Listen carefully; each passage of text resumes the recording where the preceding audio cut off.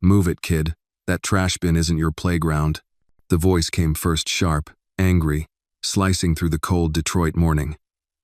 Before Anna Robinson could even turn her head, a rough hand yanked the recycling bag off her tiny shoulder. Hard, cruel. The bag tore open with a violent rip. Bottles and cans, everything she had gathered since dawn, scattered across the sidewalk like frightened birds. "Picked the wrong corner today," the man growled. He smelled of cigarettes and stale beer, and his shadow hovered over her small 6-year-old frame. "Get lost before I call someone to deal with you." He kicked a bottle toward the gutter.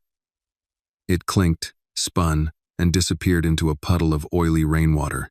Anna froze. Then the truth hit her. He hadn't just destroyed her bag. He had destroyed her whole day's work. "No, no, please." Her voice cracked as she dropped to her knees, scrambling to gather what little was left. "That's for my mama. I need those." But the man was already walking away, muttering to himself, not caring that he had just stolen a child's only chance to buy food for the evening. The weight of it crashed down on her tiny shoulders. Her fingers shook, and then she broke. A loud, aching cry spilled from her chest, raw, desperate, too big for such a small child. If that moment touched something in you, take a second to share your thoughts in the comments, and tell me where you're watching from. And if you'd like more stories like this, don't forget to like the video and subscribe to the channel. Your support helps these voices be heard. She cried for the bottles she lost. She cried for the hunger waiting at home. She cried for her mother lying weak on the couch, kidneys failing, breath thin as thread. Her sobs echoed off the alley walls, and that was when he heard her. Matthew Jones, 45, billionaire entrepreneur, freshly arrived at the back entrance of the upscale Jefferson Grand Hotel for a business brunch no one scheduled but everyone feared missing. He was halfway through a phone call when he stopped mid-sentence. "What was that?" he muttered. A sound small, breaking, heart-deep rose from the alley beside the hotel. He followed it, and found her, a tiny black girl, thin as winter branches, kneeling on the cold cement, trying to gather crushed cans with trembling hands. Tears streaked her cheeks. Her coat was too thin for a Detroit February, her shoes mismatched, the soles taped. For a moment, Matthew forgot how to breathe. He stepped closer and crouched beside her. Hey there," he said gently. "Are you hurt?" Anna didn't look up. She pressed her lips together, trying to swallow the sound of her own crying. "No, sir," she whispered. "Just, somebody took my bag. I worked all day." Her voice cracked. "I need to buy food for my mama." Something inside Matthew shifted slowly, painfully, like an old door opening for the first time in years. He glanced up the alley, saw no sign of the man who'd taken her bag. He looked back at the child again, noticing how her small fingers bled from digging through sharp metal edges.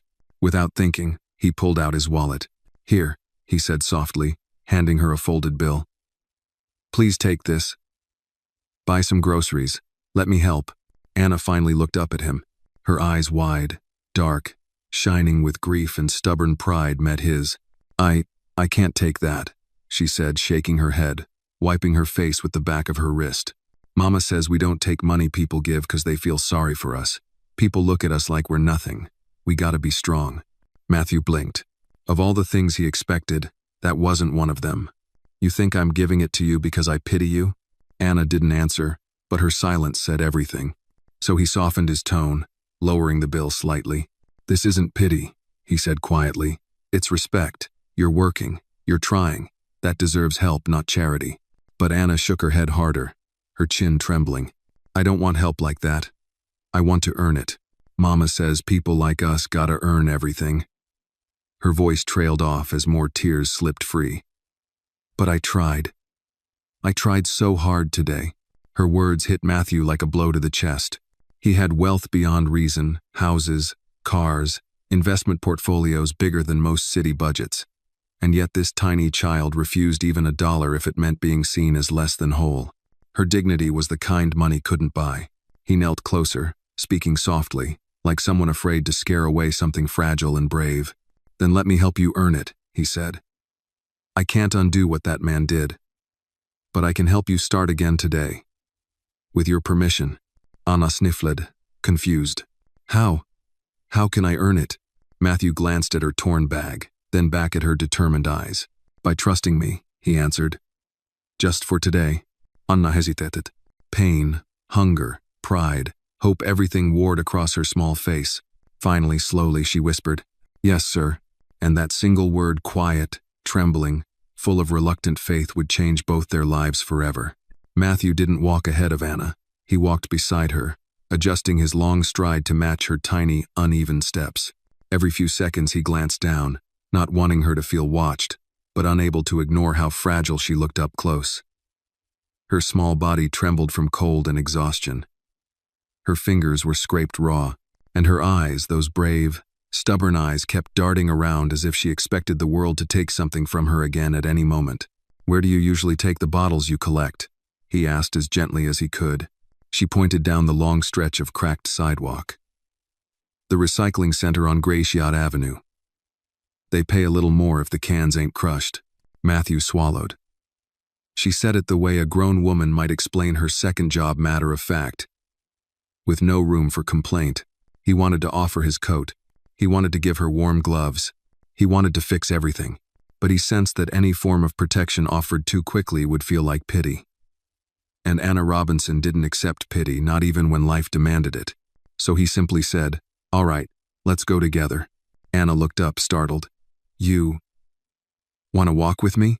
"Yes." "Why?" He considered the truth, then gave it with the softness of a confession. "Because no child should walk alone in this cold." They continued down the alley when something caught Anna's attention, something out of place, tucked behind a rusted dumpster. Her steps slowed. Her breath caught. Matthew noticed. "Anna, what is it?" There, half in shadow, half reflecting the pale winter sun, sat a suitcase. Not the soft, torn kind people abandoned, but a rigid brown leather one with gold hardware and a polished handle. It didn't belong in an alley like this. Anna took a step closer, then another. Her voice became a whisper. "It looks expensive." Matthew moved quickly, placing himself slightly ahead of her. "Don't touch it just yet. Let me see." But the suitcase latch was already unhooked, open just enough that even the slightest movement might lift the lid. And Anna, curious, anxious, desperate, reached forward before he could stop her. The lid rose. Then the world froze. Inside were stacks of money, dozens, maybe hundreds, bundled tight, clean, untouched. A sight so unreal in the bleak alley that even the wind seemed to pause. Anna stepped back as though the suitcase were dangerous. No. This ain't right." Her breath sped. Hope flashed on her face, wild and terrified all at once. "That much money," she whispered. "That much money could save my mama's life." Matthew watched her crumble under the weight of temptation, pure, crushing temptation. A child shouldn't know that kind of pressure. A child shouldn't understand what medical bills cost. But Anna did. He knelt beside her slowly. "Anna," he said carefully, "don't touch anything else." Her hands already hovered over the bundles, shaking, wanting, afraid. "Mr. Matthew," she breathed. I could get her surgery. We could stop choosing between food and medicine. She could get better. Really better." Her voice cracked on the last word. Matthew felt something in his own chest tighten. "Sweetheart," he whispered, "this isn't ours." Anna shook her head fiercely, tears forming again. "But it could fix everything. It could fix her kidneys. It could fix our rent. It could—" She choked on the words, collapsing into a sob. "I'm so tired of watching her suffer. I'm so tired of being scared." Matthew's throat burned. No business negotiation, no $1 million deal had ever felt as delicate as this moment. He gently placed a hand on her back. "I know you're scared. I know you want to save her. But taking this, it would put you both in danger." Anna didn't answer. She didn't need to. Her shaking shoulders said enough. But then slowly, painfully, she wiped her tears with the back of her hand, squared her small shoulders, and whispered, "We gotta do the right thing, even when it hurts." Matthew stared at her, stunned. This child, hungry, cold, abandoned by circumstance, held more integrity than most adults he'd met in boardrooms. "Let's take it to the police," she whispered. "They'll know what to do." Matthew nodded.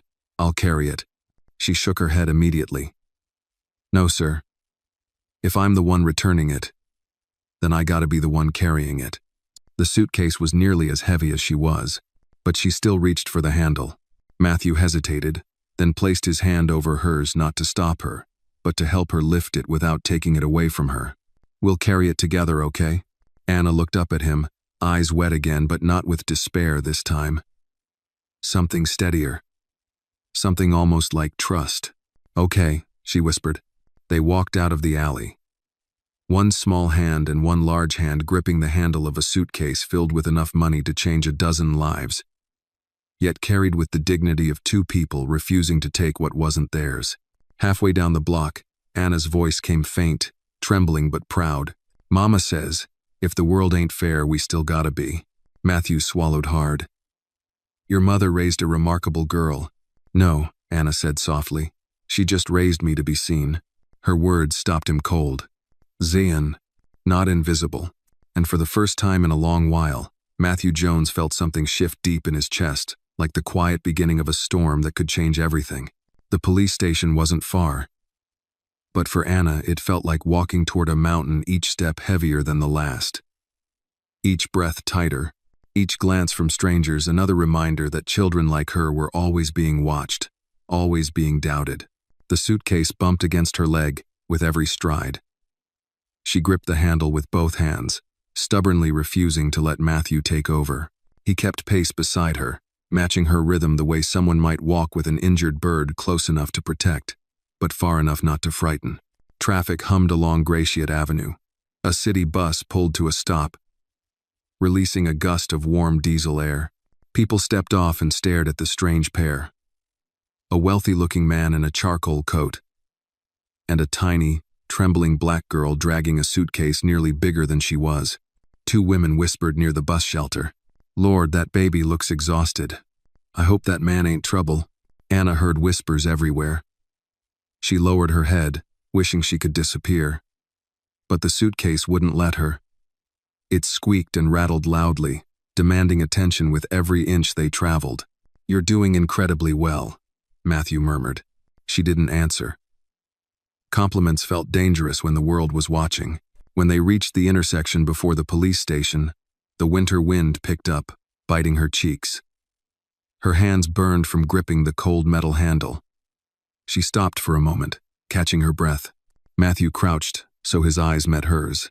Anna, do you want to rest? She shook her head quickly. If I stop, I might lose my courage.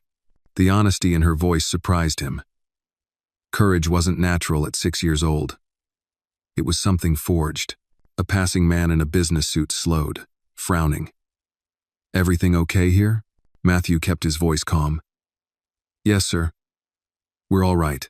Anna clutched the suitcase a little tighter. She didn't like how people looked at her like she was always on the edge of doing something wrong. I don't want nobody thinking I stole this, she whispered, not even for a second. Matthew straightened, his expression softening. Then we'll make sure they hear the truth from the start. They stepped through the glass doors of the station.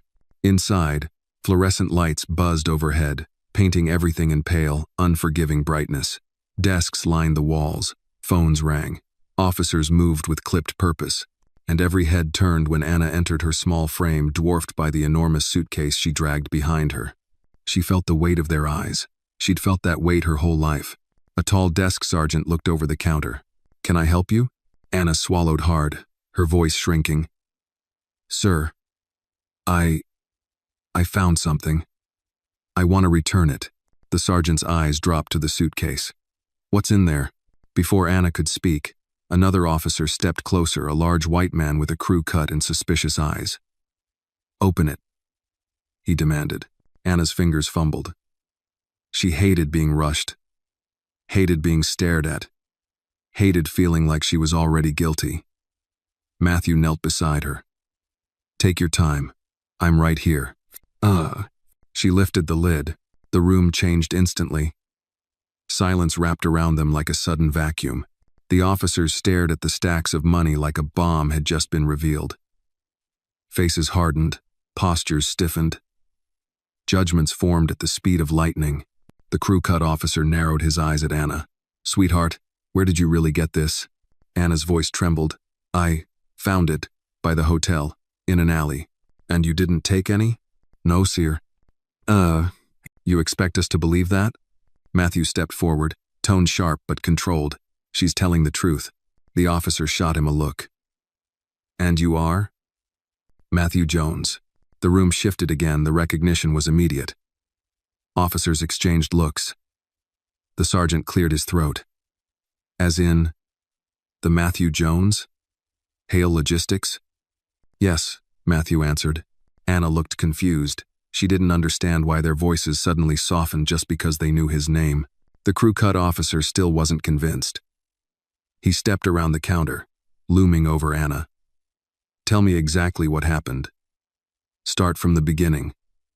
Her lip quivered. She looked to Matthew not for rescue, but for reassurance she could speak without being crushed. Matthew gave her a small nod, so she told the truth. Every word of it. How she'd been collecting bottles since dawn. How the man had yanked away her bag. How she'd cried until Matthew found her. How she'd seen the suitcase near the dumpster.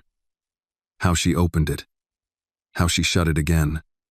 How she carried it here because she wanted to do the right thing, even when doing the right thing hurt. By the time she finished, her cheeks were wet again. The room was quiet, not out of disbelief but out of something heavier, something close to shame. The sergeant cleared his throat.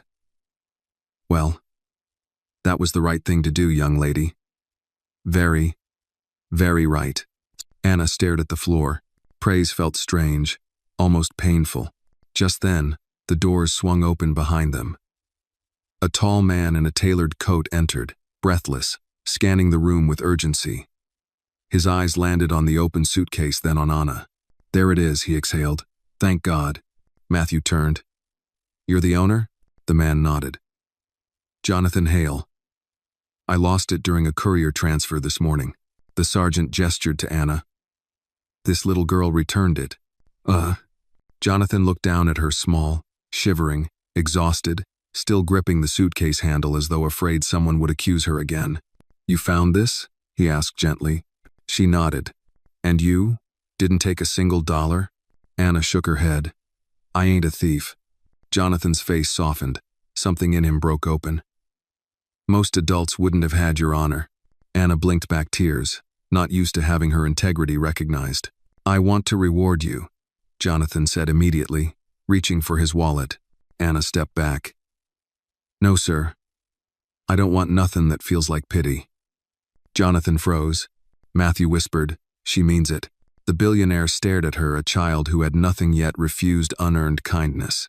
A child who had more integrity than most people who sat in his boardroom. Finally, Jonathan crouched down, lowering himself to her height. What if I'm not giving it because I pity you, he said softly. What if I'm giving it because you reminded me what honesty looks like? Anna hesitated. Her face twisted with the conflict only a child carrying adult burdens could know. I just want to help my mama, she whispered. Jonathan's breath caught. The pain in her voice, thin as a frayed thread, wrapped around his heart. Then maybe, he said gently, I can help her too. Anna looked up, truly looked, and for the first time since dawn, hope flickered in her eyes. The police station felt too bright, too loud, too full of adult voices. Anna clung to the strap of the suitcase even after they closed it, as if letting go would somehow erase the truth she'd just fought to protect. Her shoulders were trembling not from fear now, but from the weight of everything that waited at home. Jonathan Hale stood there with Matthew in a strange triangle of concern, money, and responsibility. Neither man expected to feel when they woke up that morning.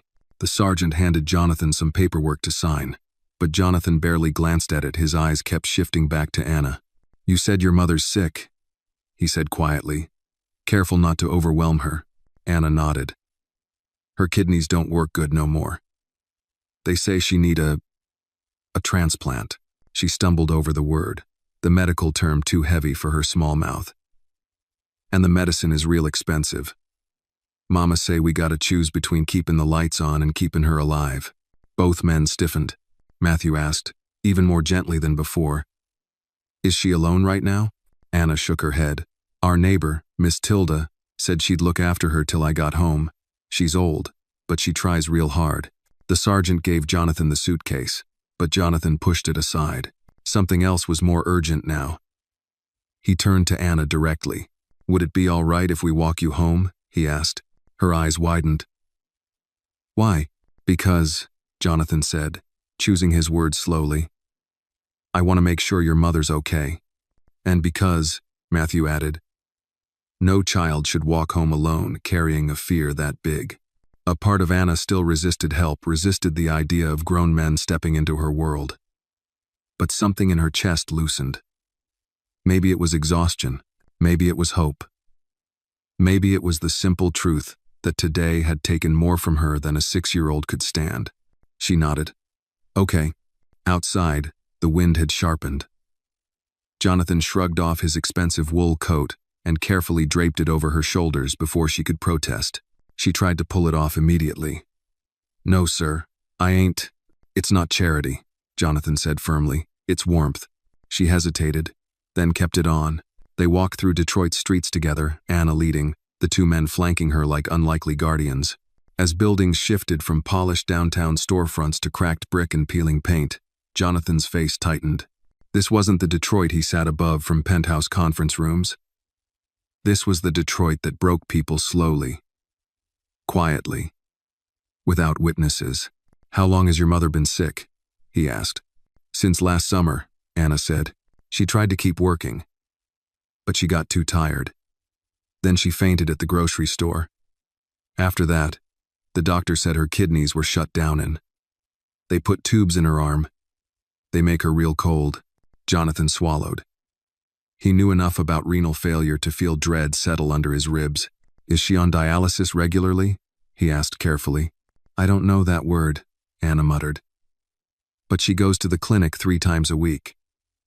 They clean her blood 'cause her kidneys can't." "Ugh." Matthew exchanged a glance with Jonathan. They both knew what that meant. And both knew what came next if she didn't get help. They turned onto Anna's block, a row of tired buildings slumped like old men who had given up standing straight. Someone grilled meat on a rusted barbecue. A stray dog slept under a porch. A group of kids chased each other with a deflated basketball. This was home. This was survival. This was the world that shaped Anna. She led them to a narrow stairwell where vines crept through cracked concrete. "We on the 3rd floor," she said, beginning the climb. Halfway up, she wavered, her legs wobbling from exhaustion. Matthew steadied her with a warm hand on her back. "Almost there," he murmured. When they reached the door, a flimsy wooden one with peeling paint, Anna knocked instead of using her key. "Miss Tilda said Mama might be sleepin'." Knockin' is softer. "No." The door opened to reveal a woman in her 70s. Her gray hair wrapped in a scarf. "Oh, child, thank the Lord you're home." She pulled Anna close before noticing the 2 men behind her. "Oh my, everything all right?" "They helped me," Anna said simply. "Mama okay?" Miss Tilda sighed. "She's breathin', but she's real weak today. Didn't eat nothin'. She kept sayin' she was cold." Jonathan and Matthew exchanged a look, then stepped inside.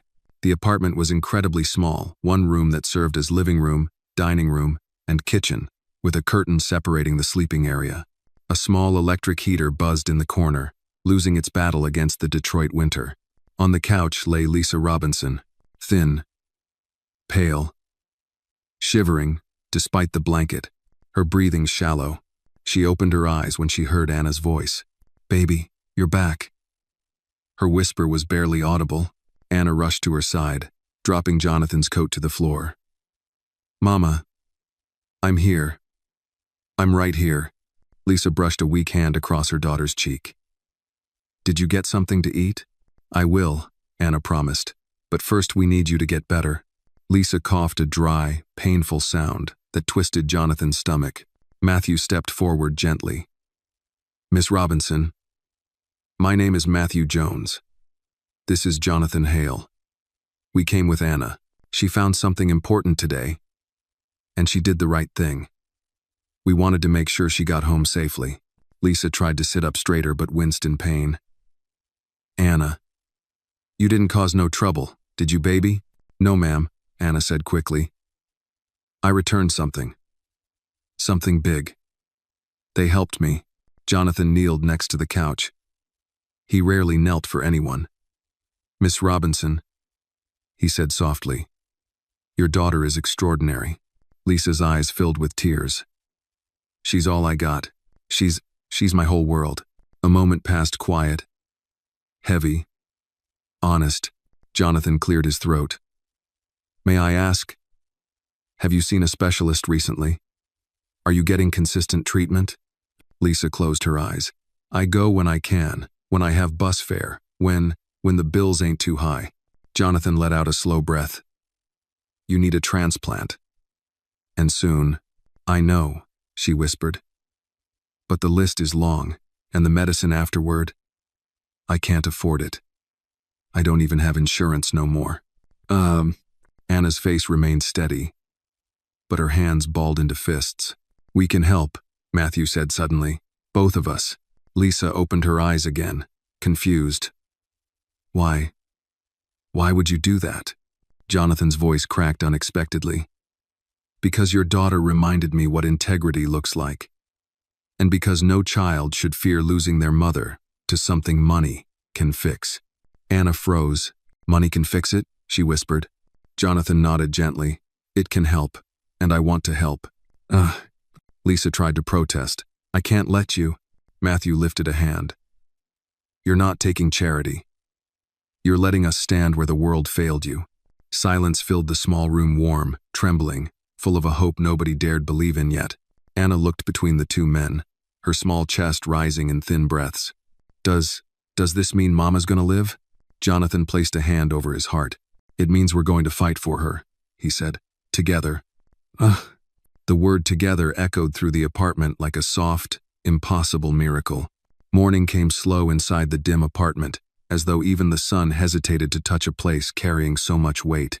The space smelled faintly of detergent, cold air, and the onion soup Miss Tilda had boiled overnight to keep Lisa warm.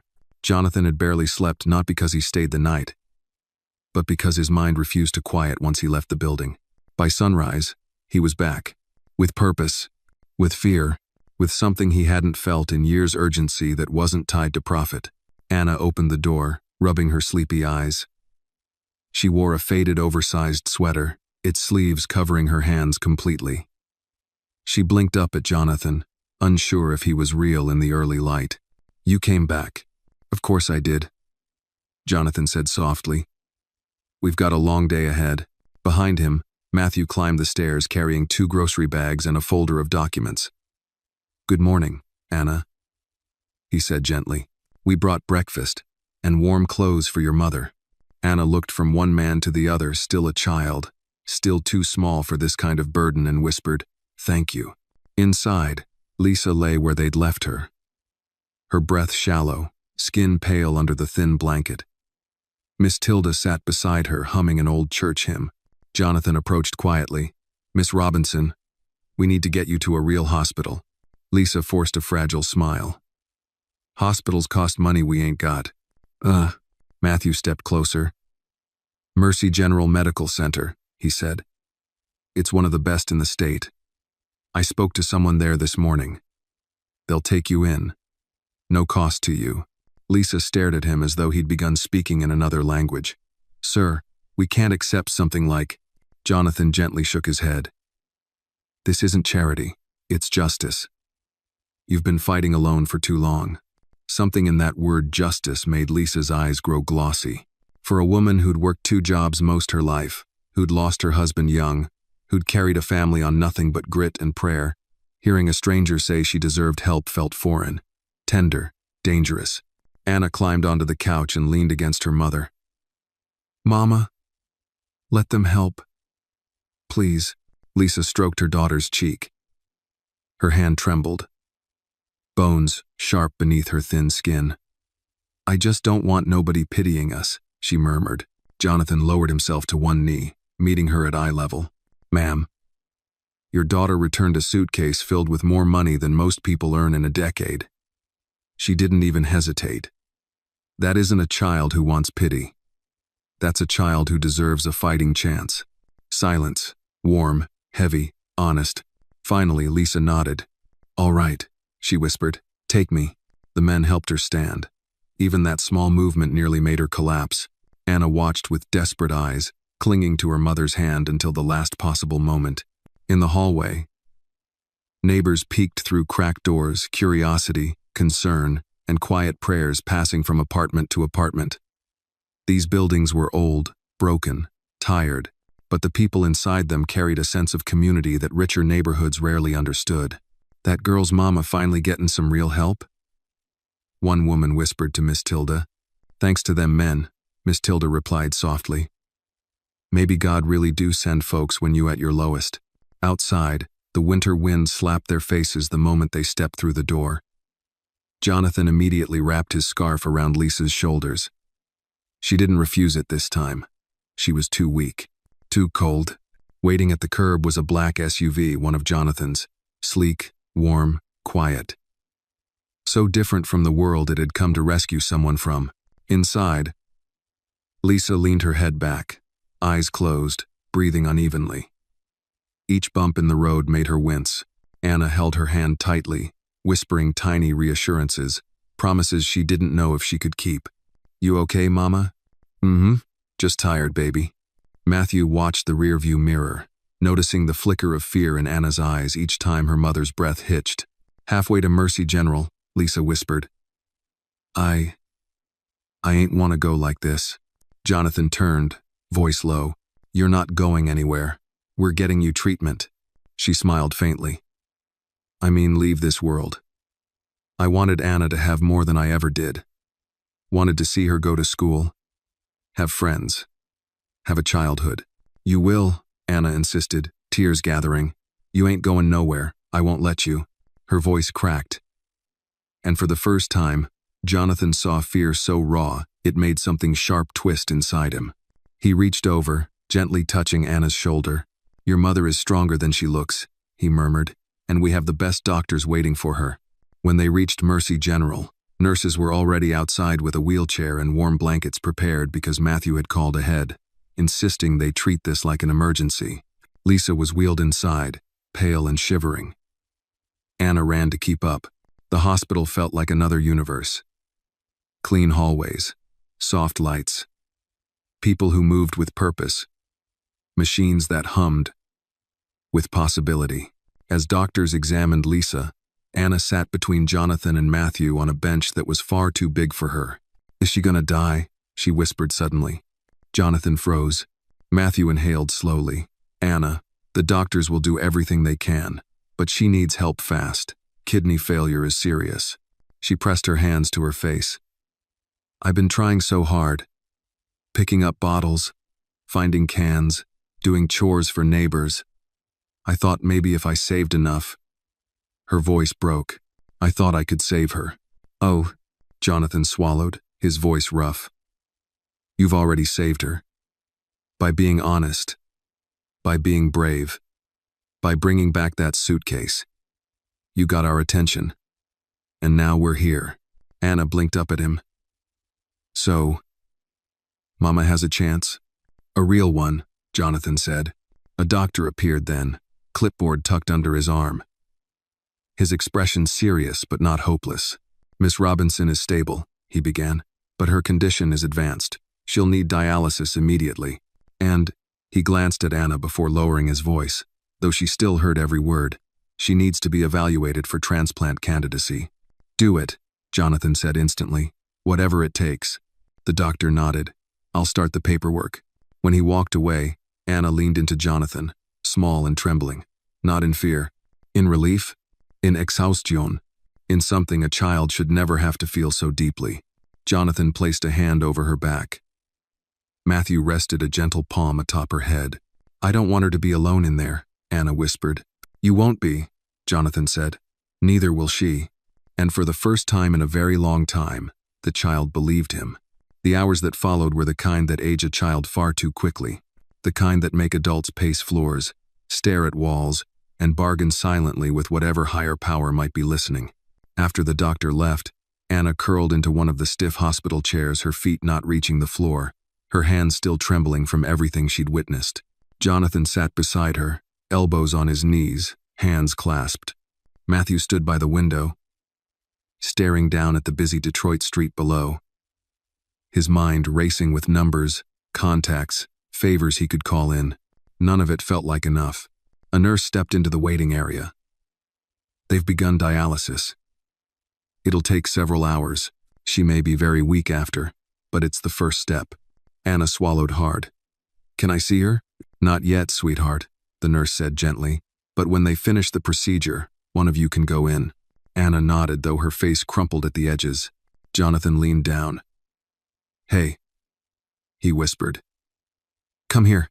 She crawled into his lap without hesitation, resting her head against his chest.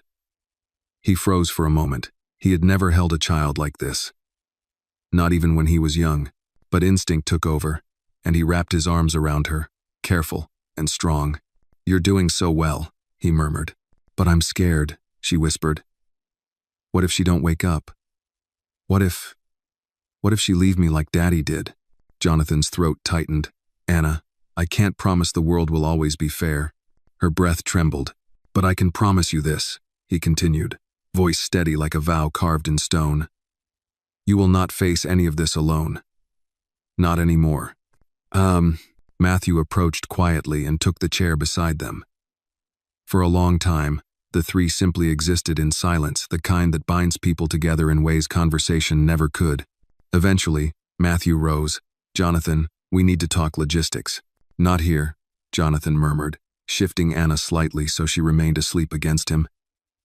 "She needs rest." They stepped a few feet away, voices low. "We need to fast-track a transplant evaluation," Matthew said. "Even if she qualifies, the wait list is months, sometimes years." "I'll donate," Jonathan said instantly. Matthew blinked, startled. "You don't even know if you're a match." "Then we find someone who is." "Jonathan, the legal process." "I don't care." Jonathan's jaw tightened.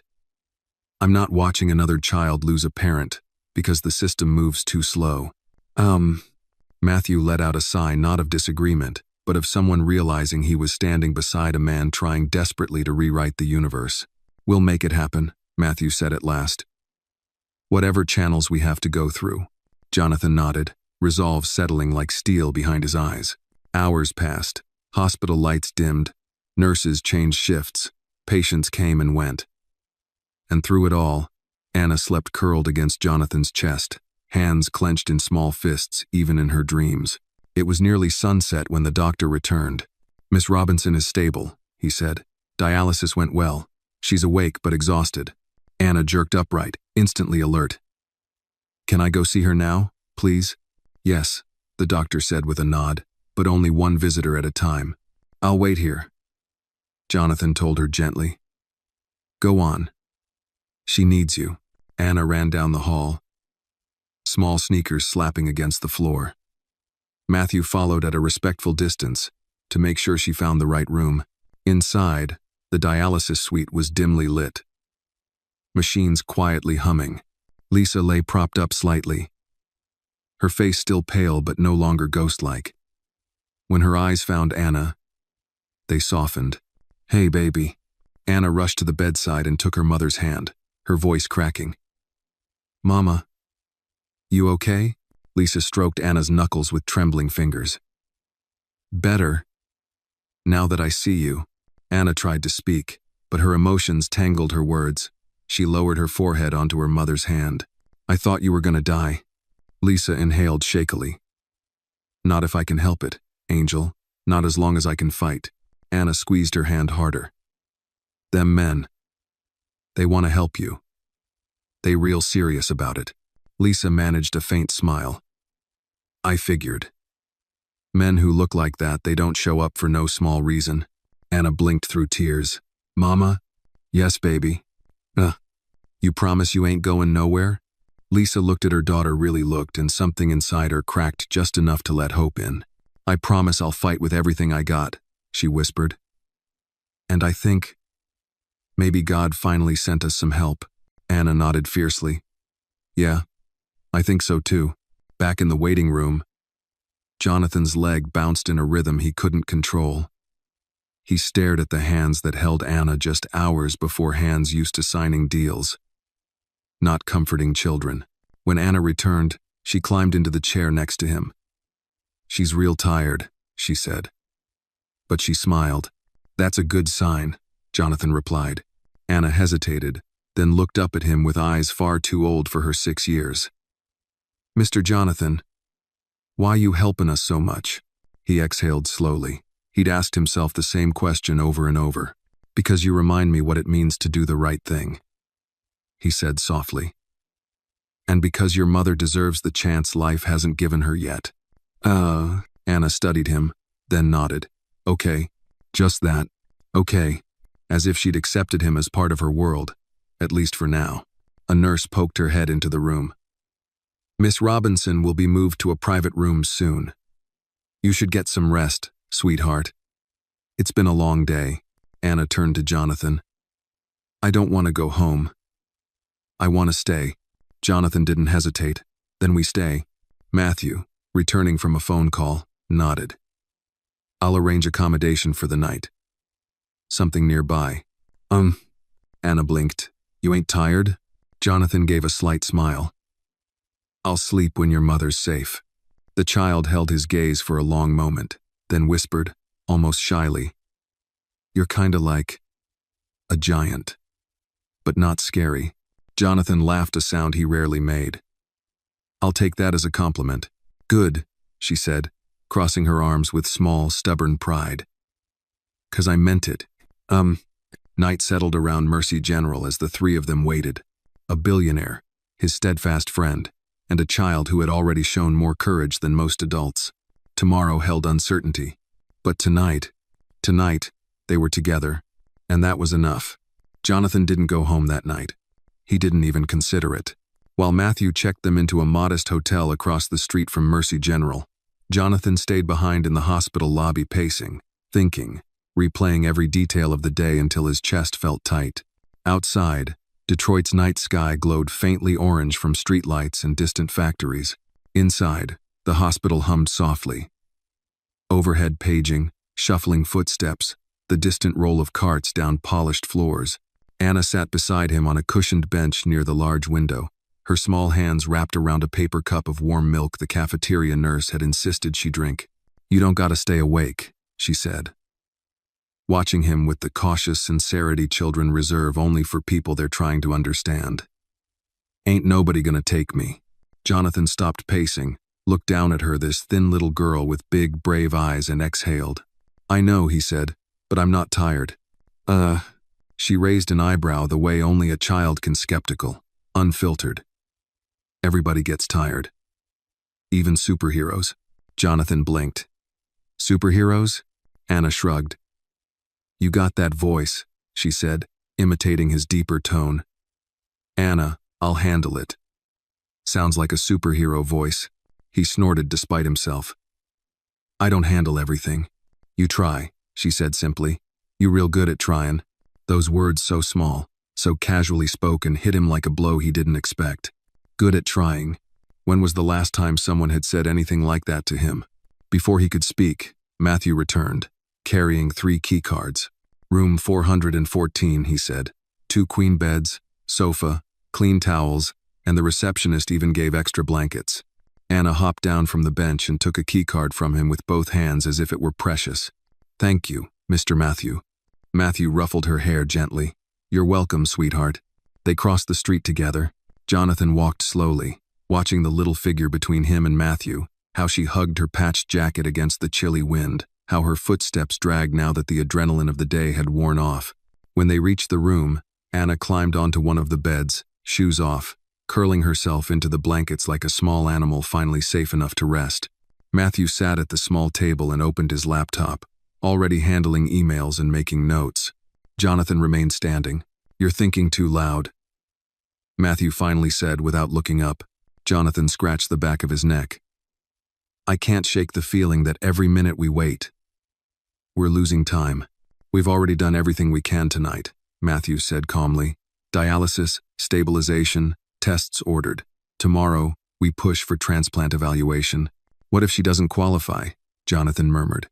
Matthew closed his laptop. "Then we advocate. We call in favors. We escalate. We find solutions." Jonathan stared at the carpet. "I can't let her die." Matthew softened. "John." She's not alone anymore. Neither of them are. You're not responsible for every outcome. But Jonathan didn't respond because deep down, some part of him still believed he was. I should have been there sooner.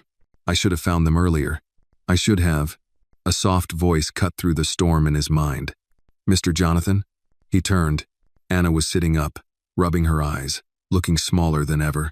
Can you? She hesitated, embarrassed. Can you sit here till I fall asleep? Mama used to sit right here. Jonathan felt something twist in him. He nodded immediately. Of course. She shifted over, creating a small space beside her. Jonathan sat, stiff at first, unsure where to put his hands. Anna leaned against him like it was the most natural thing in the world. Mama always said, when people show up in the bad times, that's how you know they real. Jonathan swallowed hard. Your mother's a wise woman. She is, Anna whispered. She real strong, but I think she need you strong too. He stared at her, stunned by the weight of her words. Anna laid her head on his arm. You gonna stay tomorrow, right? You ain't gonna disappear? He pulled the blanket up to her chin. I'm not going anywhere. Anna, you promise? Jonathan hesitated because he didn't make promises. Not for business, not for relationships, not even for himself. But this was different. This child was different. I promise, he said softly. Anna's breathing slowed as she drifted off to sleep. Matthew watched from across the room, not speaking, simply observing something rare, a guarded man quietly breaking open, letting a child's trust seep into every fracture. You're attached, Matthew said quietly once Anna was fully asleep. Jonathan didn't look away from her.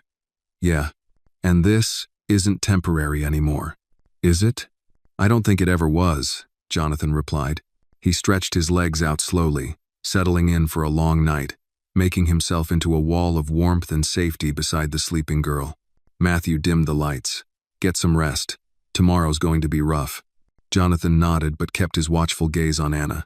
He didn't sleep, not even for a second, because some promises, the ones made to a frightened child at midnight, are not meant to be broken. Morning crept into the hotel room gently, spilling pale gold light across the carpet and onto the two beds. Matthew was already awake, showered, and dressed, scrolling through messages from attorneys and medical specialists. Jonathan, still seated exactly where he'd been hours before, hadn't moved. Hadn't slept. Not once. Anna lay curled beside him under the blankets, her hand still resting on his sleeve as though she'd been holding onto a lifeline all night.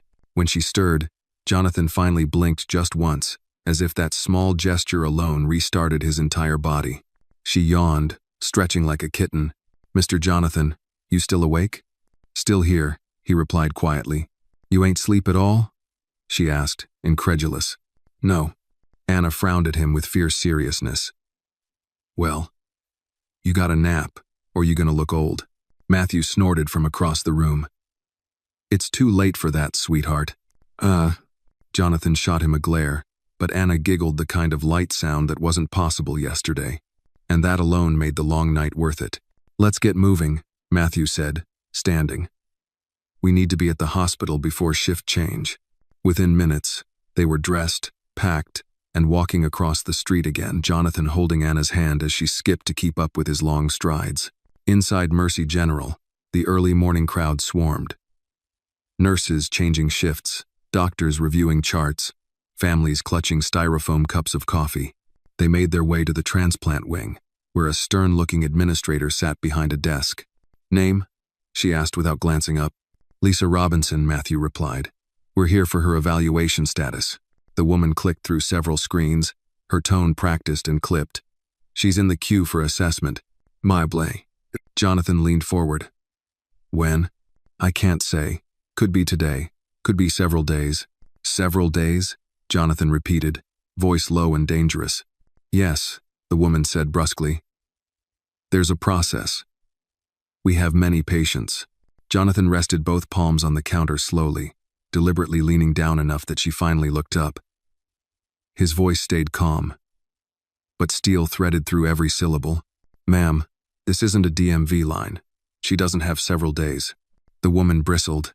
Sir, raising your voice won't do a damn thing, Jonathan finished. I'm aware, but maybe the truth will. Matthew stepped in with a diplomatic tone. All we're requesting is a timeline. Something definitive. You'll be contacted when there's an opening, she repeated, then turned her attention back to her screen. Dismissed. Just like that. Jonathan exhaled through his nose, slow and controlled.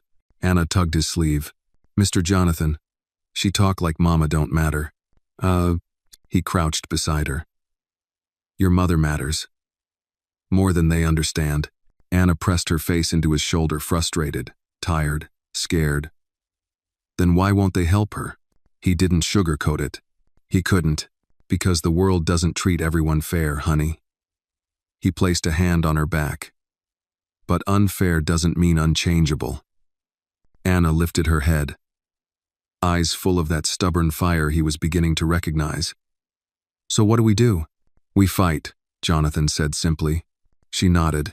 Okay. The elevator dinged behind them. The administrator looked up sharply.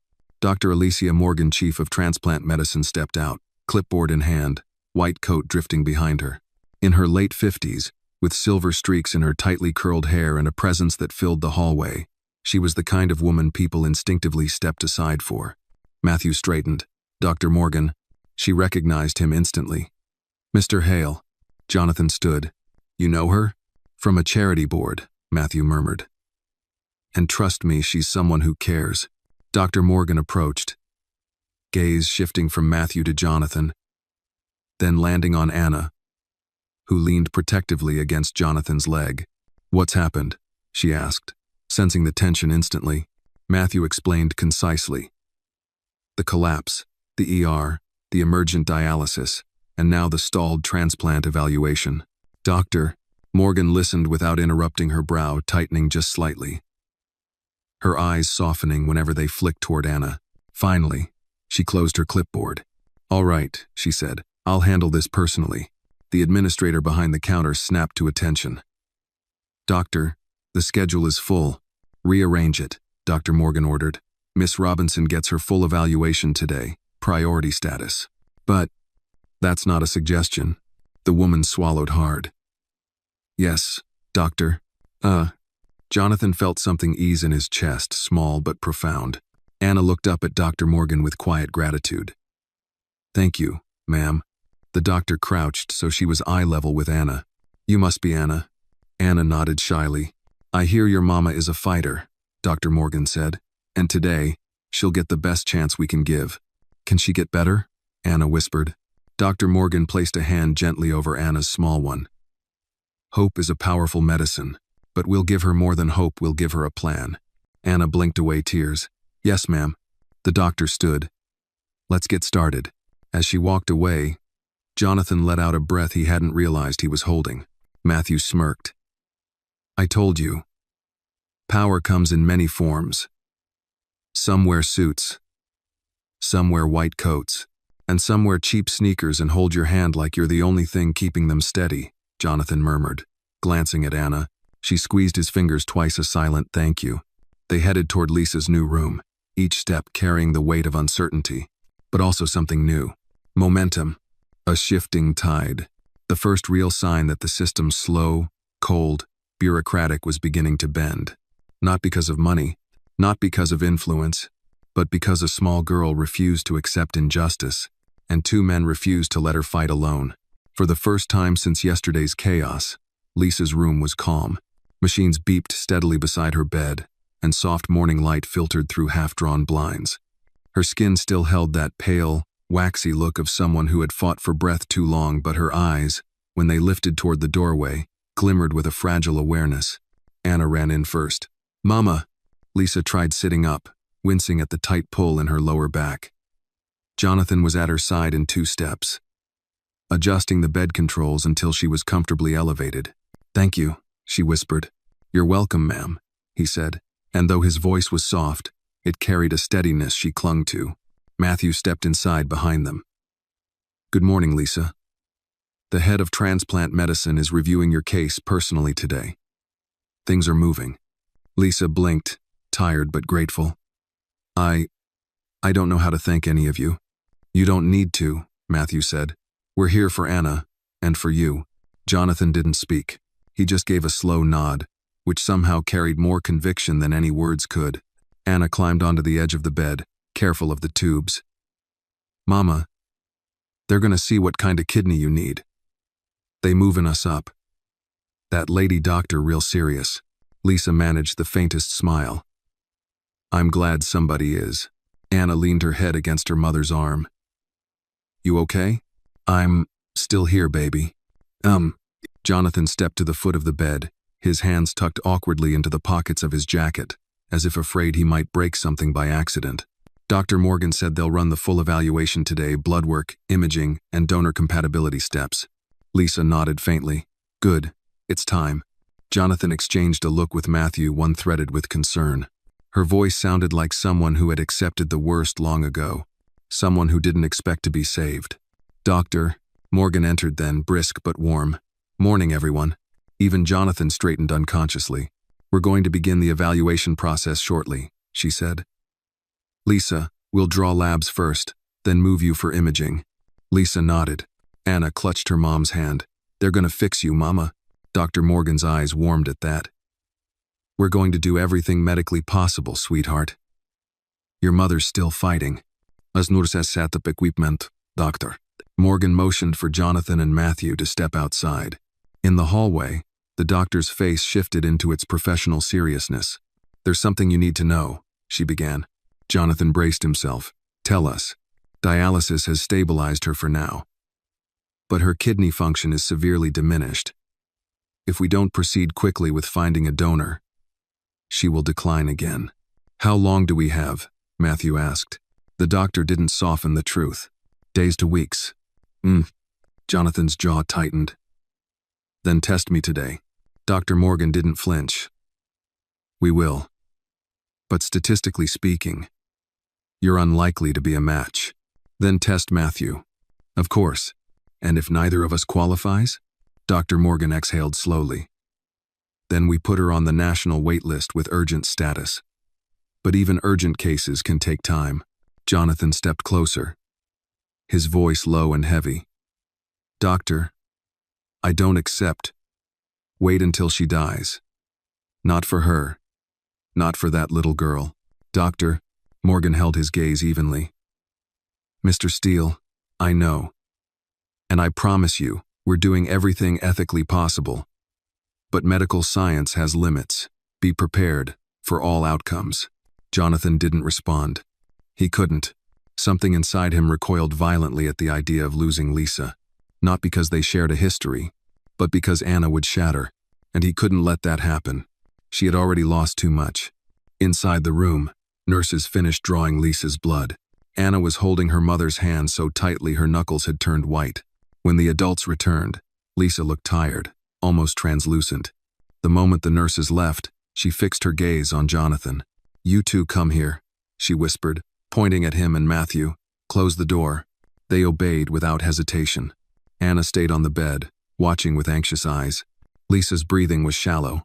She waited until all three men were gathered near her bedside, then said quietly, There's something I need to tell you. Before things go further. Jonathan's pulse quickened. You don't have to. Yes, she interrupted. I do. She swallowed hard, her voice trembling. When Anna was born, her father Marcus was still alive. But he wasn't stable. Addiction, anger, disappearing for days. By the time Anna was 3, he walked out and never came back. Anna lowered her gaze. She knew parts of this story, but not all. Lisa continued, voice thickening. And when he left debts. Ugly ones, dangerous ones. People came looking for him. And when they couldn't find him, they pressured me. Jonathan stiffened. What kind of pressure? Lisa squeezed her daughter's hand. The kind that makes you sleep with one eye open. The kind that makes you avoid opening the door. The kind that swallows you whole. Matthew inhaled sharply. Lisa, I don't tell you this for pity, she said. I tell you because if something happens to me, those people might come back. The room froze. Anna trembled. Mama. Oh, baby, it's okay, Lisa whispered, brushing her daughter's cheek. They haven't shown up in years. But I need to know you're safe.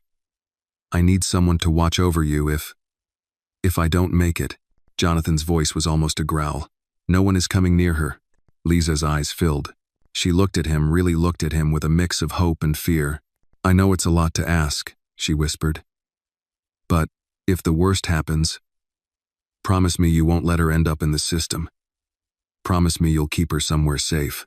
Jonathan stepped forward without hesitation. He placed a hand gently over hers. You don't need to worry, he said, voice soft but unshakable. If anything happens, Anna stays with us. She'll never be alone again. That's a promise.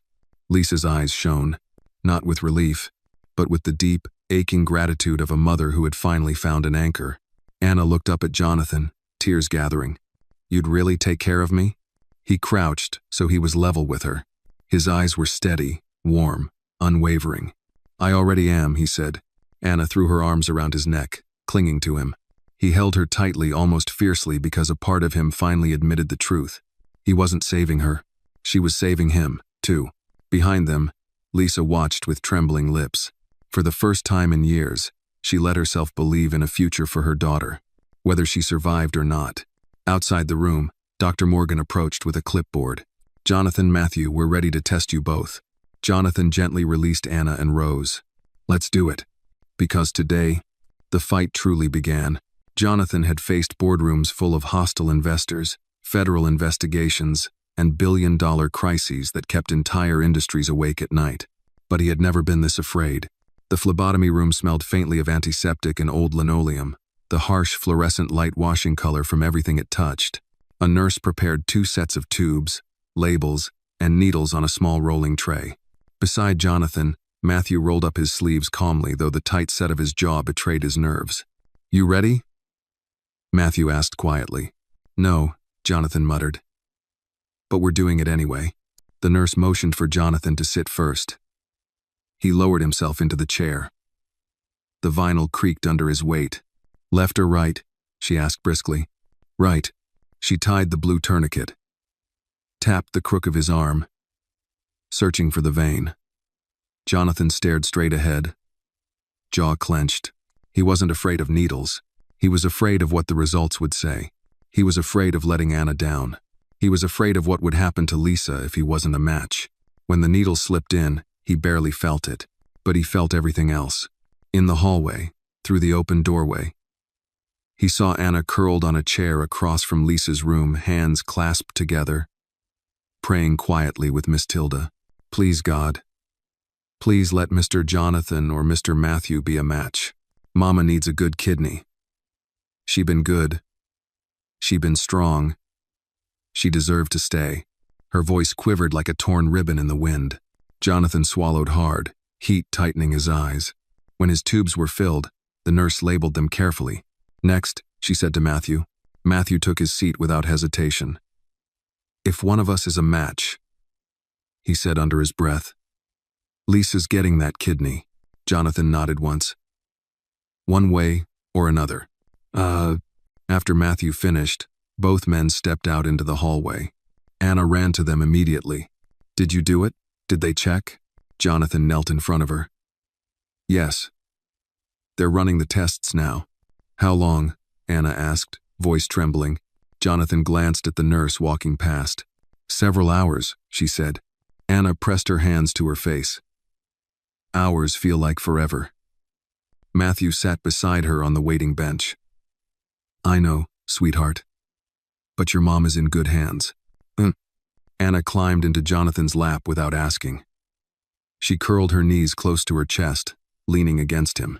He wrapped an arm around her instinctively. It felt natural now, like something he'd done 1,000 times, though it had only been a day. After a moment, Anna whispered, If you ain't a match, you won't leave. Will you? Jonathan shook his head. I told you I'm not going anywhere. You promise? Yes, he said softly. I promise. And this time, he meant it with every fiber of his being. A few hours later, Dr. Morgan approached with a clipboard pressed tightly to her chest. Her expression was unreadable, professional calm, layered over something unreadably tense. Mr. Steele, Mr. Hale, she said. Can I speak with you both privately for a moment? Anna jumped to her feet. No, I want to hear too. Jonathan placed a hand on her shoulder. Anna, sweetheart. No, she cried. It's my mama. I get to hear. Doctor. Morgan knelt, something she rarely did with adults, but instinctively did with Anna. You're right. You deserve to know. Jonathan tightened his grip on Anna's hand. Matthew inhaled slowly. Dr. Morgan opened her folder. Her eyes flicked from Matthew to Jonathan, to the trembling little girl between them. I'll start with the results. Silence thickened around them. Mr. Hale. She looked at Matthew first. You are not a match. Matthew nodded slowly, jaw tightening. He had prepared himself for that possibility, but disappointment still stung. Anna's tiny body stiffened. And Mr. Jonathan? Dr. Morgan turned her solemn eyes on him. Mr. Steele, you are also not a match. Anna gasped a small, sharp sound that sliced the air. Her legs buckled. Jonathan caught her before she hit the floor. No. No. Please, she whispered, her voice breaking. Please check again. Please. He gotta be a match. He gotta. Oh. Jonathan held her tightly, feeling her sobs shake her whole body. I'm so sorry, sweetheart, he murmured, voice cracking. Dr. Morgan continued gently. We ran the test twice. The results are clear. Neither man is genetically compatible to donate a kidney. Anna sobbed harder, burying her face in Jonathan's chest. She gonna die. She gonna die. No, Jonathan said fiercely, pulling her tiny hands away so he could look her directly in the eyes. Listen to me. That is not happening. Zoe, Anna shook her head frantically. But you ain't a match. And Mr. Matthew ain't a match. And the wait list is too long. They said she don't got much time. Jonathan cupped her face. Anna, look at me. She slowly lifted her tear-soaked eyes. I don't need to be a match to save your mother. There are other ways. We'll fight every angle. We'll get her on the urgent list. We'll talk to every specialist. We'll donate. We'll fund whatever it takes. We are not stopping. Anna trembled. But what if... Anna, he said, voice shaking with conviction, I won't let your mother die. Not while I'm breathing. Those words landed like an anchor in a storm. Matthew added quietly. You have both of us on your side. And we don't lose fights. Dr. Morgan stood. There are other options: paired, donor exchange, living donor chain programs, accelerated matching. And with urgent status, the wait can shorten dramatically. Anna wiped her face with her sleeve. So, she still got a chance? Yes, Dr. Morgan said firmly. She has a chance, and she has advocates now. That changes everything. Anna turned and wrapped her arms around Jonathan's neck, clinging with a desperation that tightened his throat. I can't lose her, she whispered. Please don't let me lose her. Jonathan held her, closing his eyes against the burn of emotion climbing his chest. You won't, he whispered. Not on my watch. Behind them, Lisa's door cracked open. She had heard everything. She lay there, weak, watching the man holding her daughter, watching her daughter cling to him, and tears streamed silently down her cheeks. Not from fear, but from something she hadn't felt in years. Lisa had always believed pain came with a sound, a sharp gasp, a quiet moan, a cry she tried to suppress so Anna wouldn't hear. But the moment Anna returned to her room, eyes swollen, cheeks streaked with dried tears, Lisa realized the deepest kind of pain made no sound at all. Anna walked in, holding Jonathan's hand, moving slowly, as if every step carried the weight of a mountain. Behind them came Matthew, quieter than usual, his shoulders lowered with the heaviness of news no child should ever have to face. Lisa tried to sit up straighter, but her body felt too heavy, as if illness had woven iron threads through her veins. What happened? She whispered, though part of her feared the answer. Anna didn't speak. She simply climbed onto the edge of the bed and laid her head gently against her mother's ribs, careful of the IV line, careful the way a child becomes too early when life forces them into the role of protector. Lisa stroked her daughter's braided hair. Baby, talk to me. No. Jonathan stepped forward. His voice was low, heavy with sincerity. Lisa, the results came in. She shut her eyes for half a second, then opened them again, ready. I'm guessing neither of you is a match. Anna's breath hitched. Even Jonathan looked startled at her calmness. But Lisa wasn't calm, she was simply prepared. Prepared for disappointment. Prepared for tomorrow. Prepared for every bruise life seemed determined to place on both her and her little girl. She inhaled slowly. "I'm not surprised. It's okay." "No, Mama." Anna sat up, grabbing her hand. "It ain't okay. You need a kidney. They said you ain't got much time." Lisa wiped Anna's tears with her thumb. "Baby, slow down." Anna shook her head fiercely. "No, Mr. Jonathan said he ain't gonna let you die. And Mr. Matthew said they gonna fight for you. And I, her voice cracked. "I tried so hard to be strong, but I'm scared, Mama. I'm so scared." Hearing those last words nearly broke Lisa's heart in two. She forced her weak arm around Anna's shoulders and held her close, though it drained all the strength she had left. "Honey, you don't ever have to pretend around me. Not ever." In the corner of the room, Miss Tilda watched with brimming eyes, whispering a quiet prayer under her breath. Jonathan moved closer to the bed, his expression raw open in a way it hadn't been even hours ago. "Lisa, we aren't giving up. Not even close. There are other donor programs, paired exchange, donor chains, emergency priority lists. And we're going to push for all of them." His voice carried a steadiness Lisa hadn't heard directed toward her in years. Not from doctors, not from pastors, not from anyone who wasn't already drowning in their own struggle. A tiny part of her dared to believe him. But another part, the part shaped by every hardship of her life, remained guarded. "Hope is good," she said gently. "But you two need to be careful. Money helps, but systems don't always bend for folks like us." Jonathan didn't flinch. He stepped closer, then closer again. "Lisa," he said quietly, "I'm the system." She blinked at him. "What?" "I've spent my entire life building the kind of influence that moves lines, cuts red tape, and forces policy changes. I can put 50 lawyers and 50 specialists on your case before sundown. And I will." Matthew added, "and I'll pay for every last one of them if we need to." Lisa stared at the two wealthy men standing in her hospital room, two men who owed her nothing. Two men who could walk away any second, and yet stayed even when the world had given her every reason to believe people didn't. Her voice softened. "Why are you doing all this?" The room went quiet. Jonathan looked down at Anna, who was still clinging to her mother's gown, and something shifted in his expression. He took a breath, then answered with an honesty so personal it startled them all. "When I was a kid," he said slowly, "my mother used to leave me alone at night while she worked 3 jobs. I remember sitting by the window waiting for her shadow on the sidewalk, praying she'd make it home, praying she wouldn't collapse somewhere before she got back." His throat tightened. Anna looked up at him, eyes wide. Lisa watched him, surprised by the vulnerability in his voice. "I survived because my mother did," he continued. "And I won't let your daughter lose hers, not if I can help it." Lisa's breath trembled. She didn't speak because she couldn't.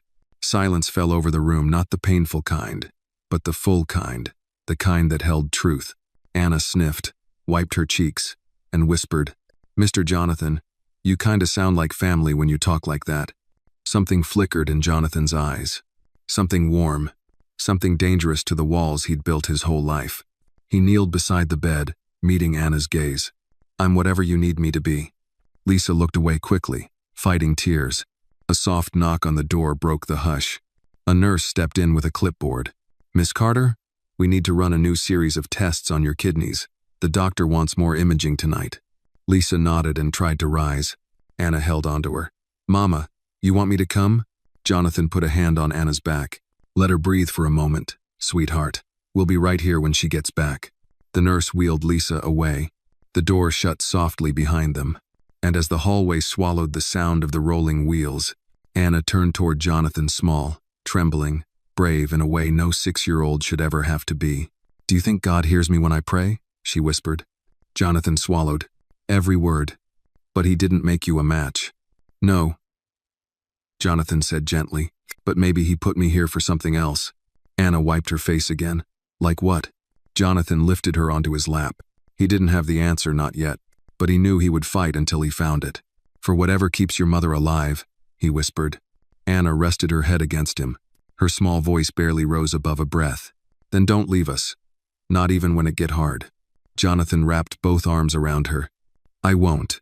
Dad, what neither of them knew, not yet, was that forces outside that hospital were already moving. Quiet was. Quiet deals. Quiet dungers. Someone didn't want Lisa Carter to survive. And the men standing protectively beside her daughter were about to find out why.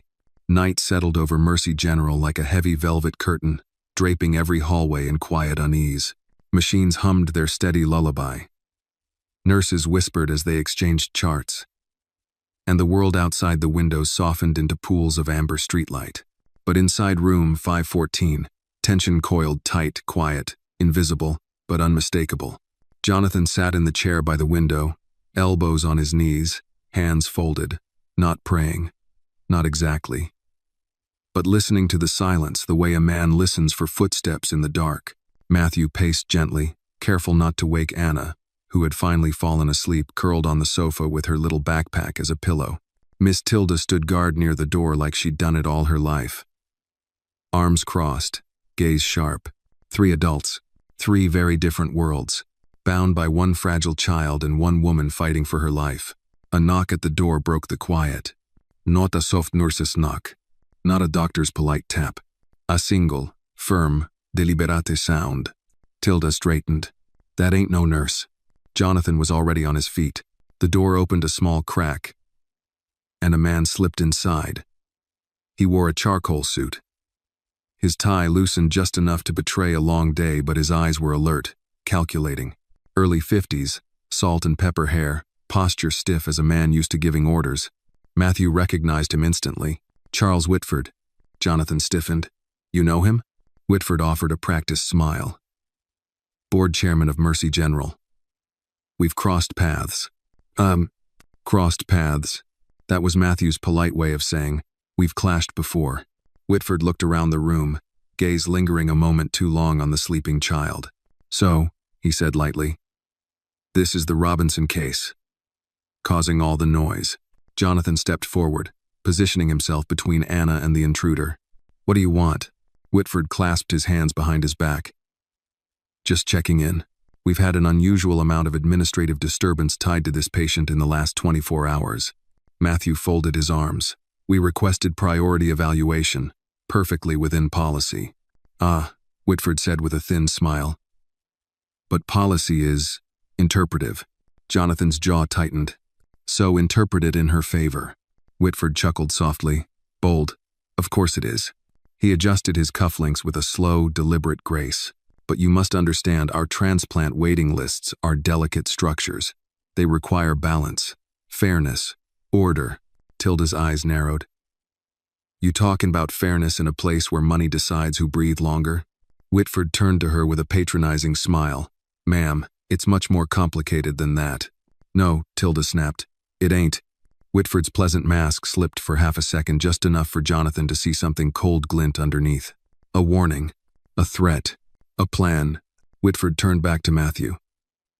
Mr. Hale, I have no doubt you're acting from compassion. But your involvement complicates things. How? Matthew asked, voice calm but firm. Because, Whitford said, resources shift when your name appears on forms. It creates expectations, pressure, media interest, and with transplant decisions, we prefer as little public attention as possible. Jonathan stepped closer, tone quiet but sharp. What are you not saying? Whitford paused, considering, calculating, then sighed as if burdened by his own honesty. There are donors lined up for other patients, gentlemen. Patients with long-standing claims, high-value insurance, government sponsorships, arrangements already in place. Arrangements? Jonathan repeated. You mean deals? Whitford didn't deny it. He simply smiled. Lisa Robinson is uninsured, low income, and without political leverage. She is not what we classify as a priority case. Jonathan's hands curled into fists. So you're saying she doesn't deserve to live? I'm saying, Whitford replied smoothly, that hospitals must make difficult choices. Choices based on strategy, not sentiment. Matthew stepped forward, heat rising in his voice. This is illegal. Whitford shrugged. Illegal is a flexible term when paperwork is organized correctly. Doctor, Morgan may think she can reorder our list with compassion alone. But the board has authority she does not. And what's the board's choice? Jonathan asked. Whitford met his eyes. Direct. Unapologetic. Lisa Carter is not slated for transplant. The room went still. A deep, cutting silence. Miss Tilda let out a trembling, furious breath. They trying to kill that girl's mother, she whispered, right to her face. Jonathan moved before he even realized he'd moved, closing the distance between him and Whitford in 2 long strides. He didn't raise a hand. He didn't even touch the man. But the force of his presence, the quiet, controlled fury radiating off him made Whitford pale. You listen to me, Jonathan said, voice low enough to be dangerous. I don't care how many boardrooms you hide in, or what deals you've made, or who's lining your pockets. Lisa Robinson will get her chance. And if you think otherwise, you don't know me. Whitford swallowed. Mr. Hale, control your associate. Matthew didn't step in. Didn't intervene. Didn't move. Which said everything. Whitford cleared his throat. Well then, consider this conversation a courtesy visit. I'll let Dr. Morgan know her priority case is under review. The threat resonated. Quiet. Deadly. Whitford opened the door and slipped out without waiting for a reply. The moment the latch clicked shut, Tilda whispered, Lord help that man if he come back in here. Jonathan exhaled slowly, trying to steady the adrenaline burning through him. Matthew rubbed the back of his neck. We're dealing with corruption, high level. No, Jonathan said. We're dealing with murder dressed up as procedure. Across the room, Anna stirred. Jonathan rushed to her side just as she sat up, sleepy-eyed and confused. Mr. Jonathan, why you look like you saw a ghost? He forced his voice gentle. Nothing for you to worry about, honey.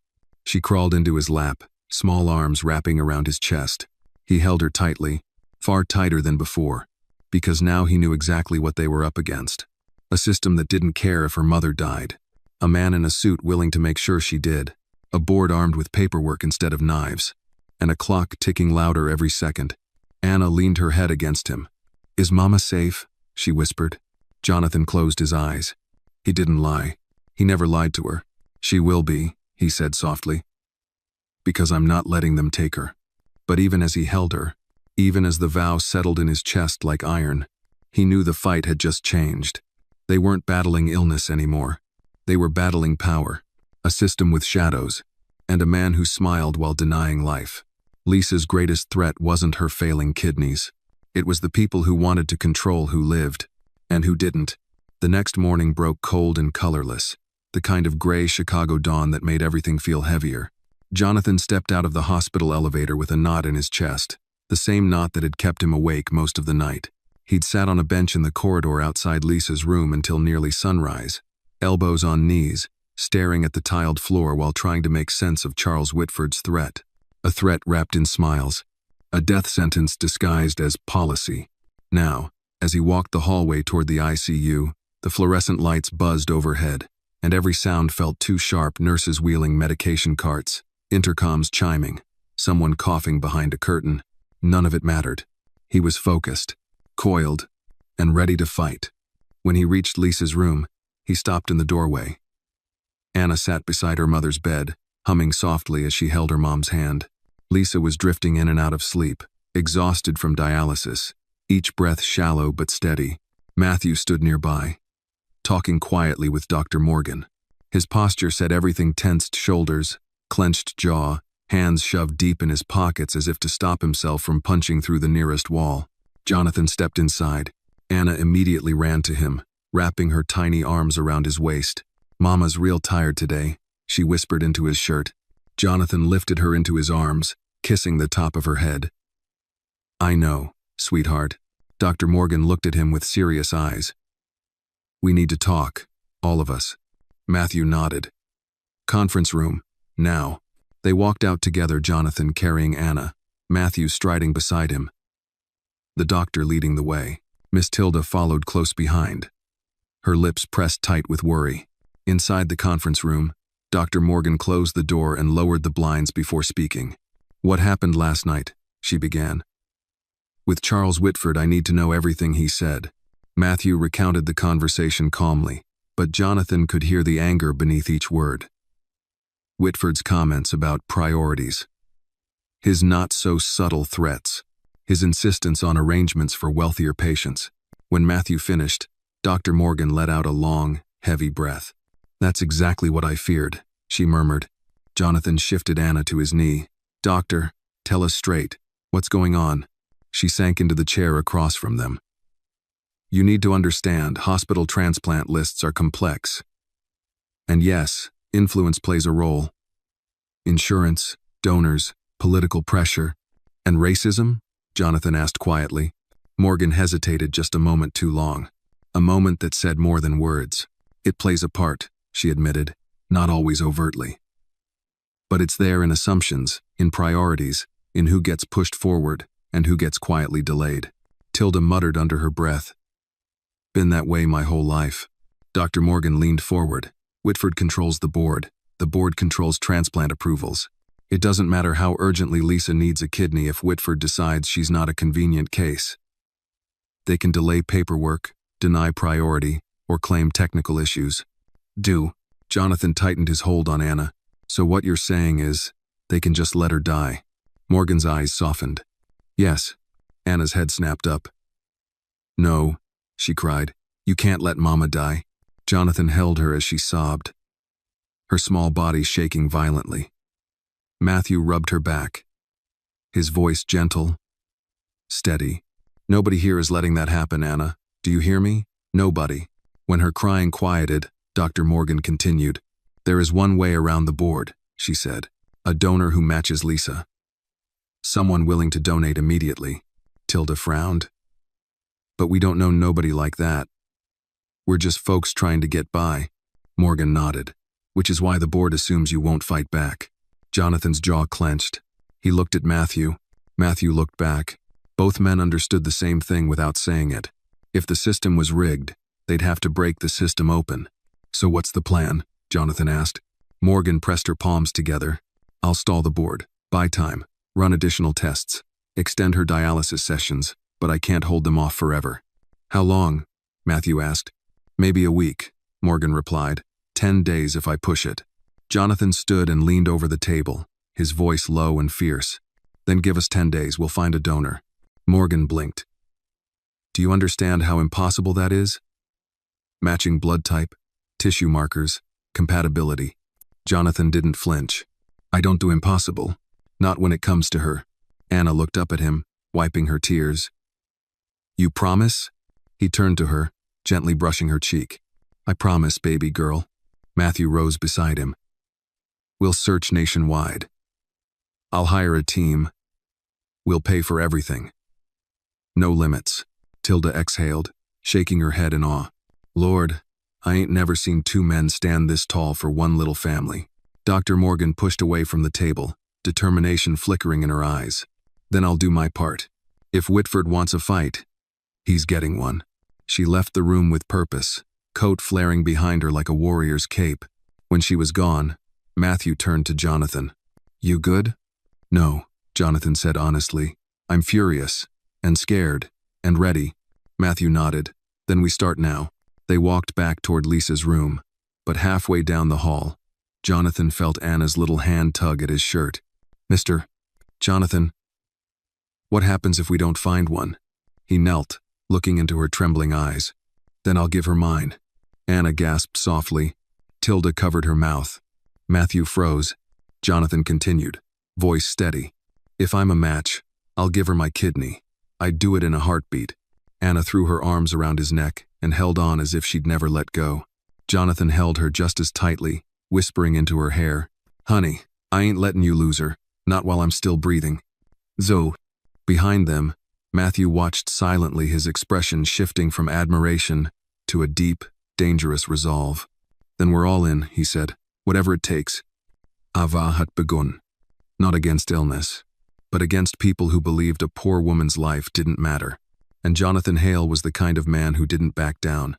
The wind whipped hard against the windows that evening, rattling the glass as if the city itself sensed the unrest brewing inside Mercy General.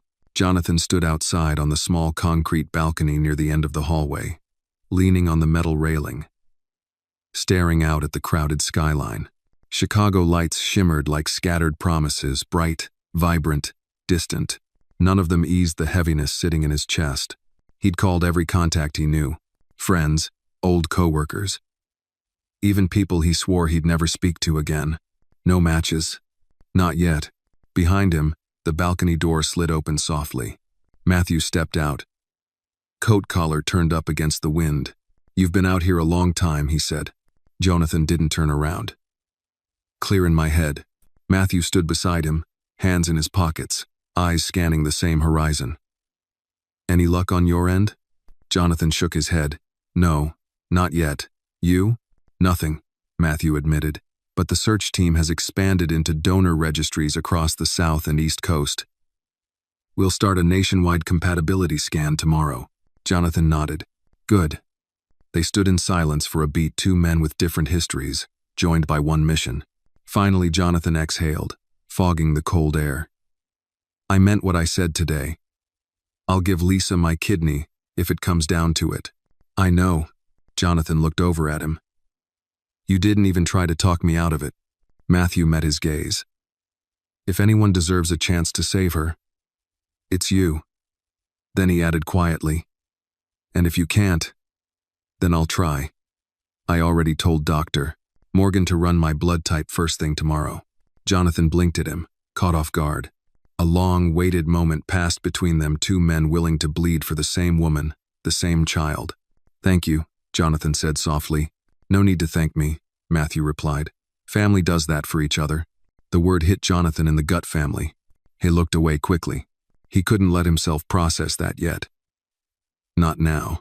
The balcony door slid open again. Miss Tilda poked her head out, bundled in her oversized coat. "You two statues finished broodin' in the cold, 'cause trouble's walking in through the front door."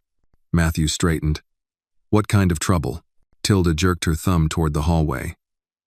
"Hospital security. 3 of them. And they look like they're carrying orders from the devil himself."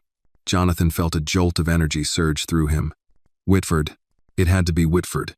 He stormed inside with long, fast strides, Matthew and Tilda trailing behind him. Halfway down the hall, 3 uniformed hospital security officers approached 2 younger men and an older supervisor with a clipped mustache and weary eyes. "Mr. Hale?" the supervisor asked. Jonathan stepped forward. "Yeah? We've received a report that you threatened a board member last night." Jonathan's shoulders stiffened. "I didn't lay a hand on him." "Mager, we have to investigate all complaints," the supervisor said. "And who filed it?" Matthew asked sharply. "Whitford?" The supervisor paused, which was as good as a confession. "I'm sorry, sir, but we need you to leave the ICU floor for the night while we sort this out." Jonathan's voice dropped to a low growl. "I'm not leaving Lisa or Anna. Not after everything." A mother's life hung in the balance. A child depended on him. He wasn't moving. One of the younger guards stepped closer. "Sir, let's keep this easy." Matthew stepped in between them smoothly, voice calm but edged with authority. "These men aren't laying a hand on Jonathan Hale. If you force this, it becomes a lawsuit before sunrise." The supervisor hesitated. Matthew pressed further. "And while you're at it," he added, "ask your boss what happened to the federal guidelines that protect patient advocates. Because if you push this, I will make sure every news outlet in Chicago knows Whitford is interfering with a transplant candidate's advocate." Another beat of silence. The supervisor stepped back. "Sir, you can stay on this floor. Just don't confront Mr. Whitford again."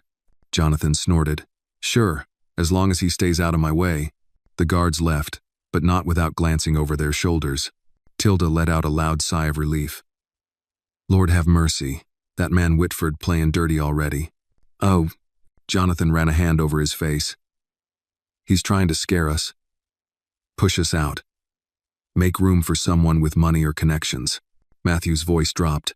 "Then we push harder." They rounded the corner back toward Lisa's room only to find a nurse stepping out with a worried expression. "Mr. Hale," she called softly. Lisa's blood pressure dropped again. "She's stable now. But she asked for you." Jonathan didn't hesitate. He slipped inside her room quietly. Lisa lay half awake, pale, breathing slowly. Her eyelids fluttered when she sensed him. "You didn't leave," she whispered. "Not going anywhere," he replied, sinking into the chair beside her bed. She studied him with tired eyes, eyes that had seen more hardship than any woman deserved. You look scared, Jonathan. He swallowed hard. She always saw right through him. I can't lose you, he murmured, voice cracking. Anna can't lose you. Lisa lifted a trembling hand, touching his cheek weakly. You're doing everything you can. That's all anyone can ask. Jonathan leaned closer. Someone's trying to stop you from getting help. Someone powerful. Her eyes darkened with fear. Why? Because they think your life doesn't matter, he whispered. Lisa's hand fell away. She stared up at the ceiling, tears forming. I always knew it was different for people like us, she breathed. But I didn't think it'd cost me my life. He took her hand gently. It won't. I swear to you. Lisa. Not while I'm still standing. She squeezed his fingers weakly, but enough to break him inside. Promise me something, she whispered. Anything. If it gets bad, don't let Anna feel alone. Don't let her think the world forgot her. Jonathan felt a sharp pain stab through his chest. No, he whispered fiercely. Don't talk like that. You're gonna get that surgery, and you're gonna walk her to her first day of high school. You hear me? A small smile touched her lips. I hear you, but her eyes said something else. A quiet resignation. A mother preparing her heart for every possible outcome. Jonathan rested his forehead against her hand. I'm finding you a donor, whatever it takes. She closed her eyes, whispering, then I'll hold on. Outside the room, Matthew leaned against the wall, listening to the muffled sounds of machines and whispered promises. He didn't interrupt, didn't intrude, but he made his own vow quietly, under his breath. If Whitford wants a war, he just found one. And deep in the shadows of the hospital, unseen eyes were already watching Whitford's people, tracking every movement, every visit, every name on the chart. The claws of power were out. The rules weren't fair, and the clock for Lisa's life had begun ticking louder than ever. By dawn the next morning, Mercy General buzzed with a strange tension, nurses moving faster than usual, doctors whispering in tight clusters, administrators pacing with clipboards tucked under their arms like shields. Word had spread. Quietly, dangerously, a billionaire was fighting the transplant system, and the system was fighting back. Jonathan didn't care about the whispers. He only cared about the woman whose life was running out one heartbeat at a time. He walked into Lisa's room with 2 cups of hot tea, a bag of breakfast cookies for Anna, and a silence heavy enough to bend the air around him. Lisa was awake, sitting upright against pillows. She looked weaker than yesterday, skin papery, eyes shadowed, but she managed a faint smile for him. You bringing me tea now? She teased softly. It was either that or my terrible attempt at coffee, he said, placing the cup gently on her tray. Didn't want to poison you. Lisa chuckled, a tiny sound, but real. Real enough to warm him. Anna slid off the sofa and rushed to him, hugging his waist.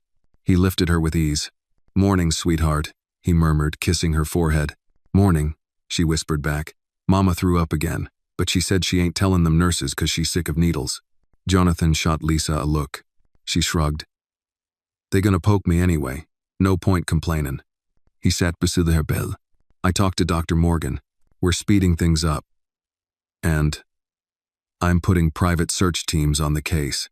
Lisa's expression softened with gratitude but laced with worry. Jonathan.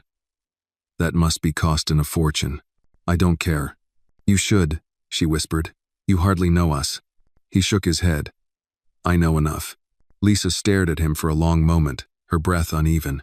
You're a good man, Jonathan Steele. He felt something shift, quiet, subtle, unsettling. Lisa, I just want to see you live. Before she could respond, someone knocked on the open door frame. It was Dr. Morgan. Her face told them everything. Jonathan, she said quietly. I need to speak with you. Privately. Anna stiffened. Is Mama doing? No, honey, Morgan said quickly. We just need to talk about paperwork. But the doctor's eyes told Jonathan the truth. This wasn't about paperwork.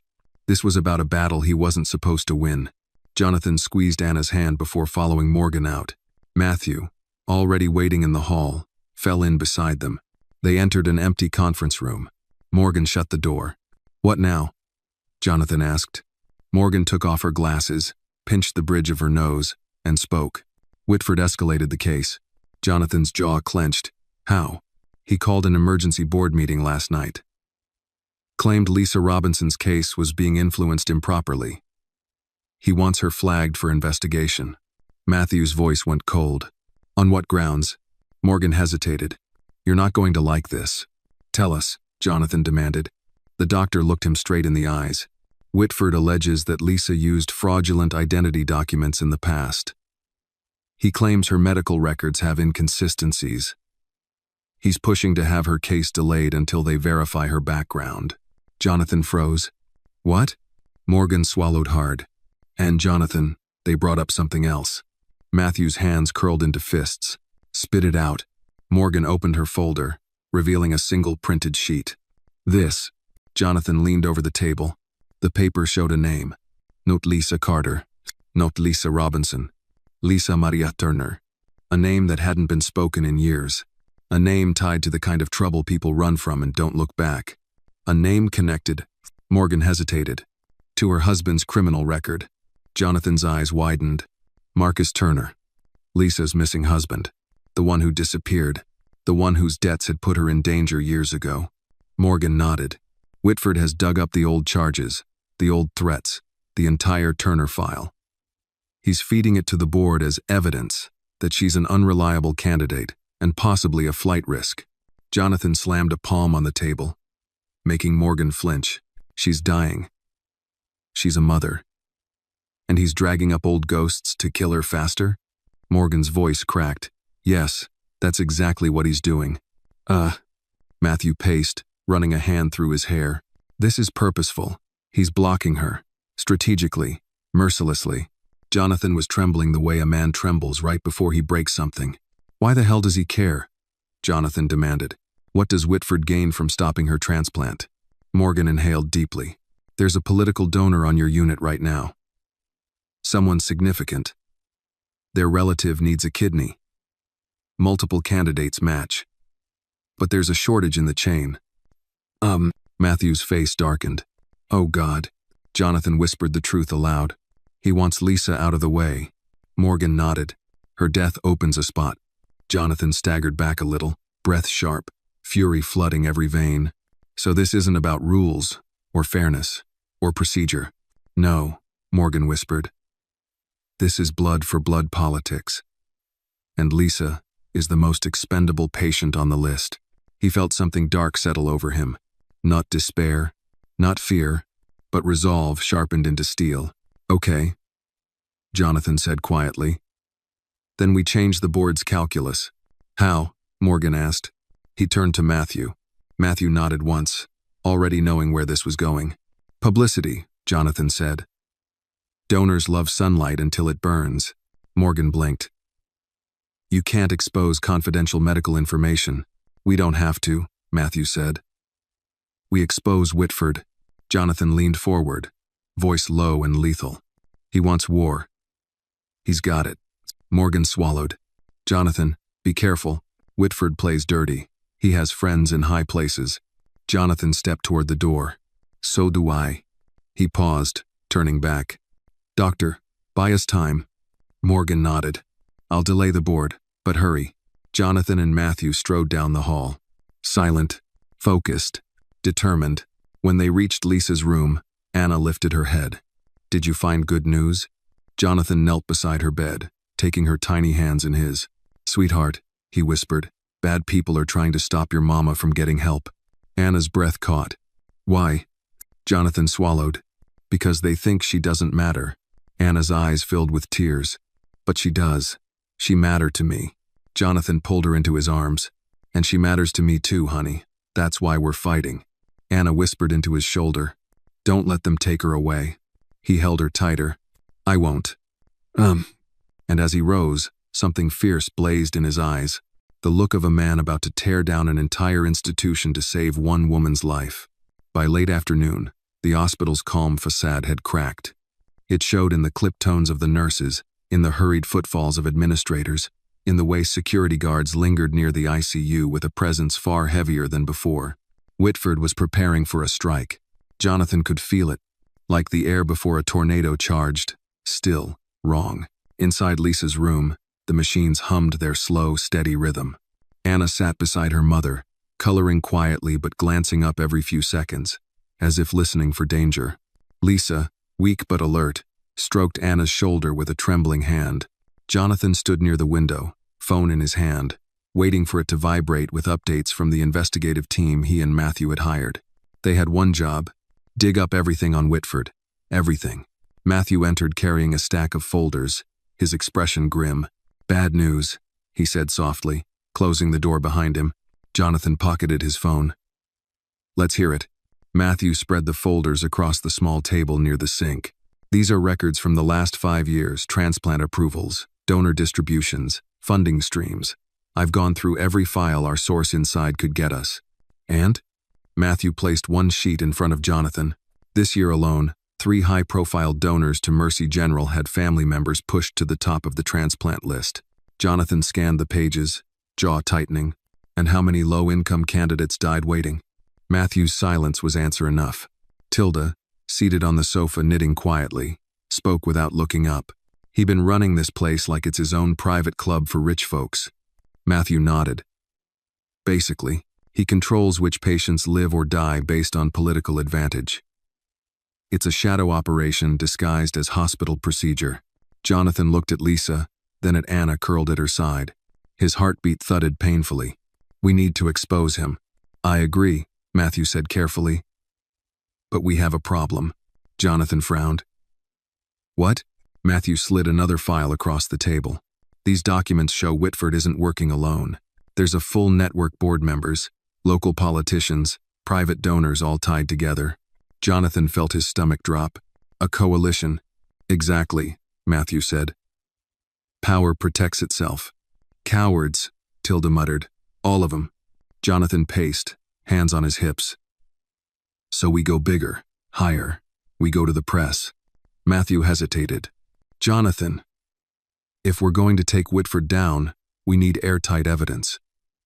Otherwise, he'll claim defamation and bury the story before it hits air." "Duh." Jonathan pointed toward Lisa's bed, fury simmering under every word.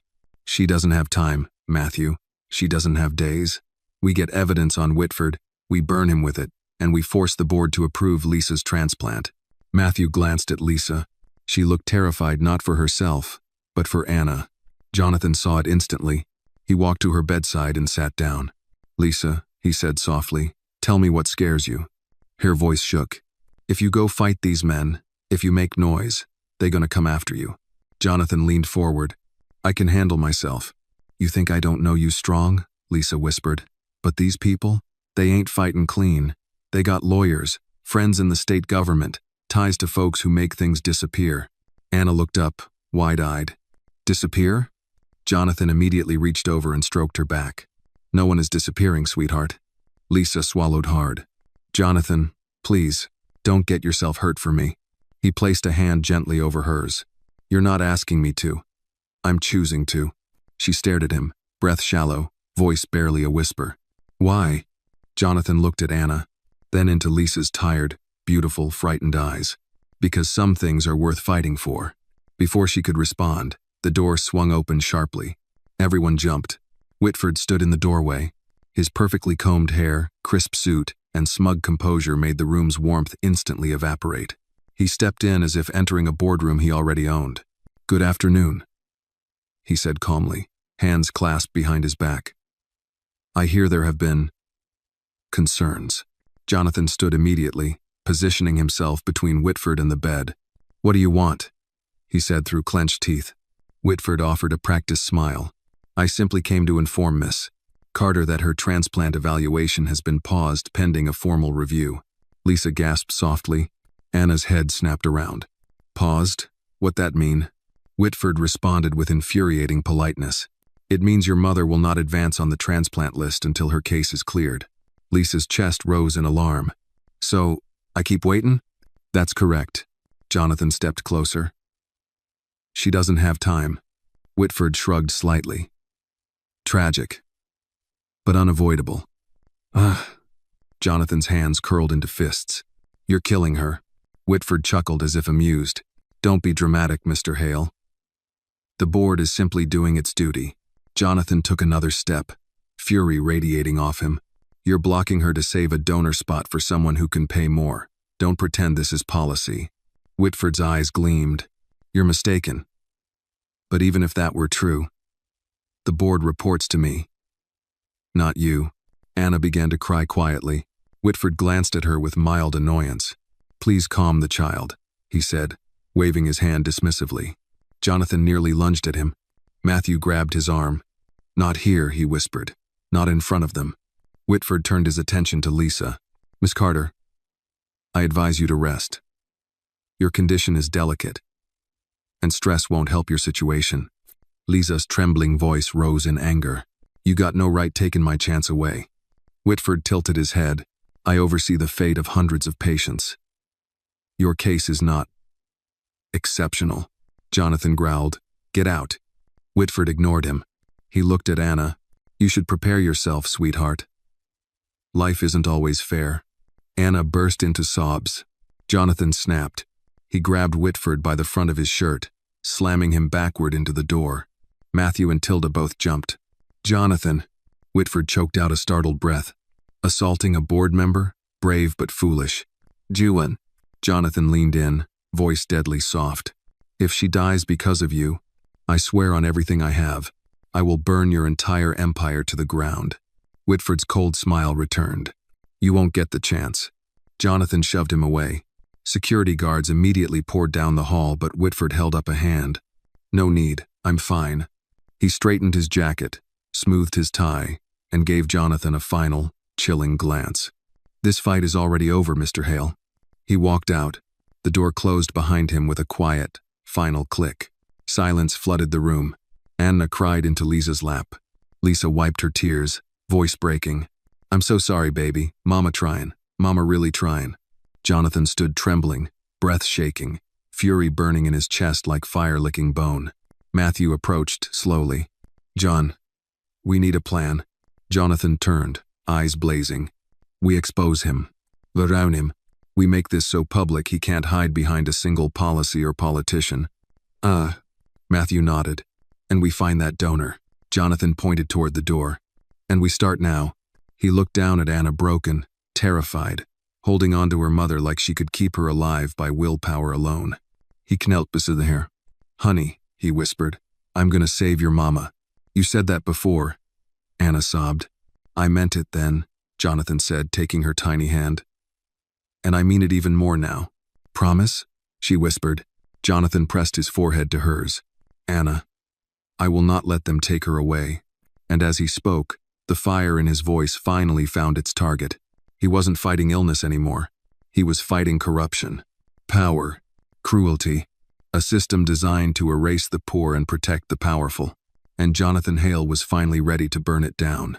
Night settled over Mercy General like a heavy blanket, but no one in Lisa's room felt even a hint of rest. The lamps cast a soft amber glow over the walls, but the tension inside was sharp as broken glass. Jonathan hadn't sat in more than an hour. He paced the small room in slow, controlled steps, the kind a man took when he was planning something dangerous and irreversible.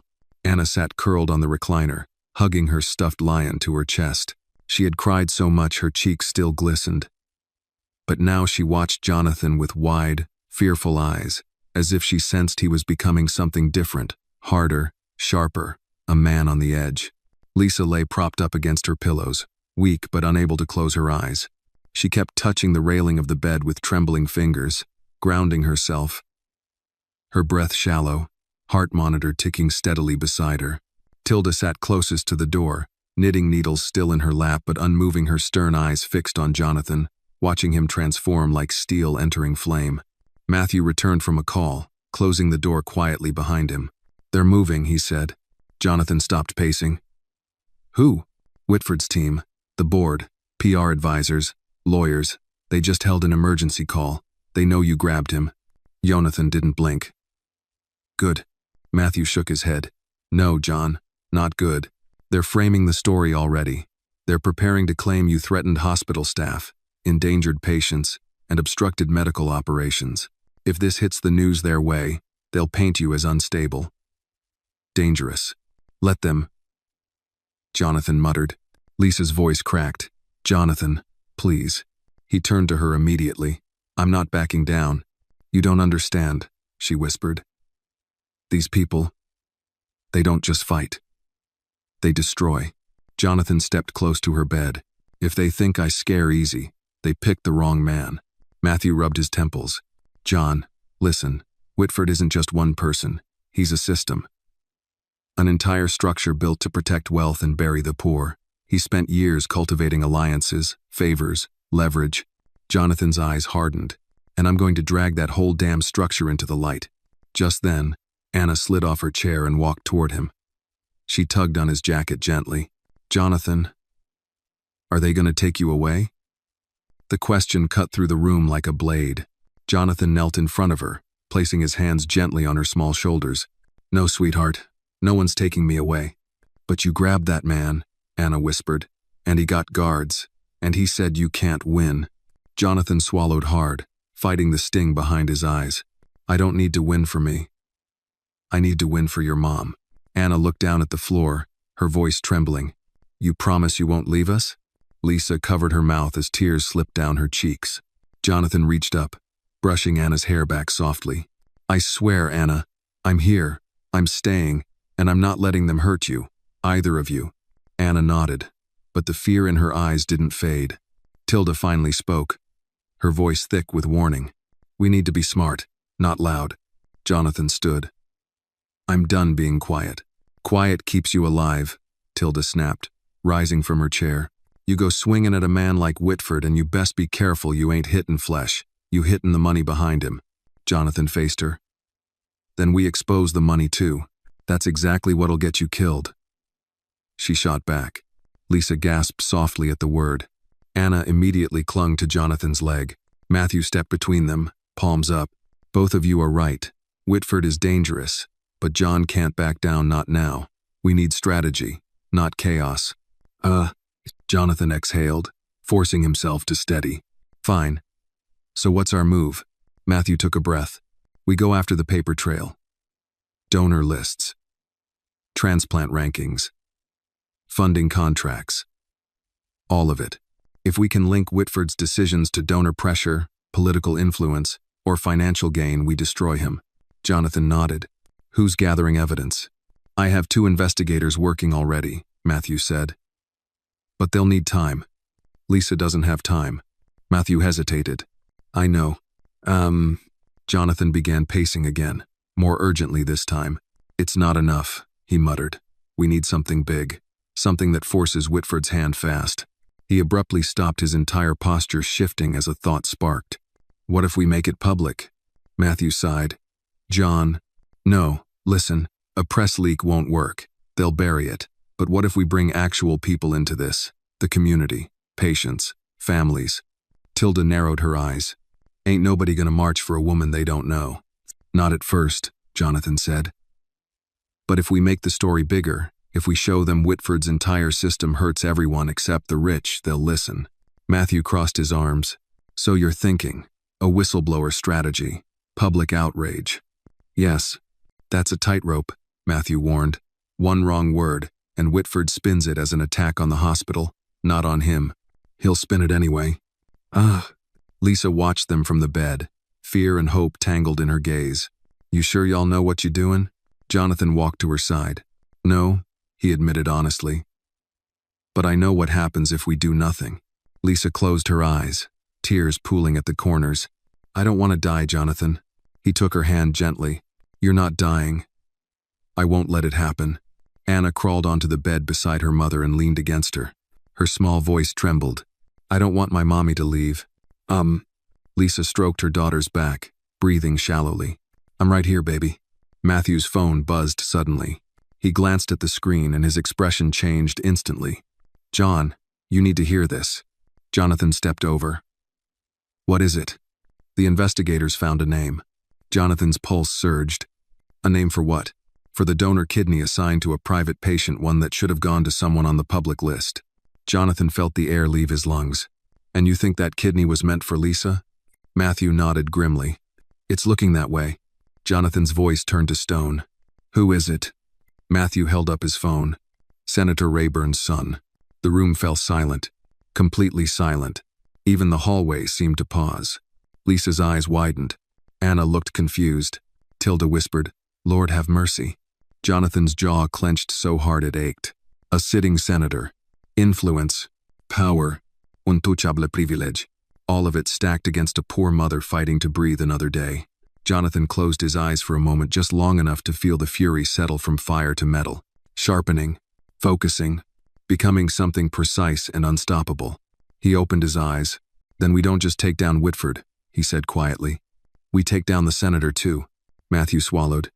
"John, that's impossible," Jonathan finished. "Good, that means it's worth doing."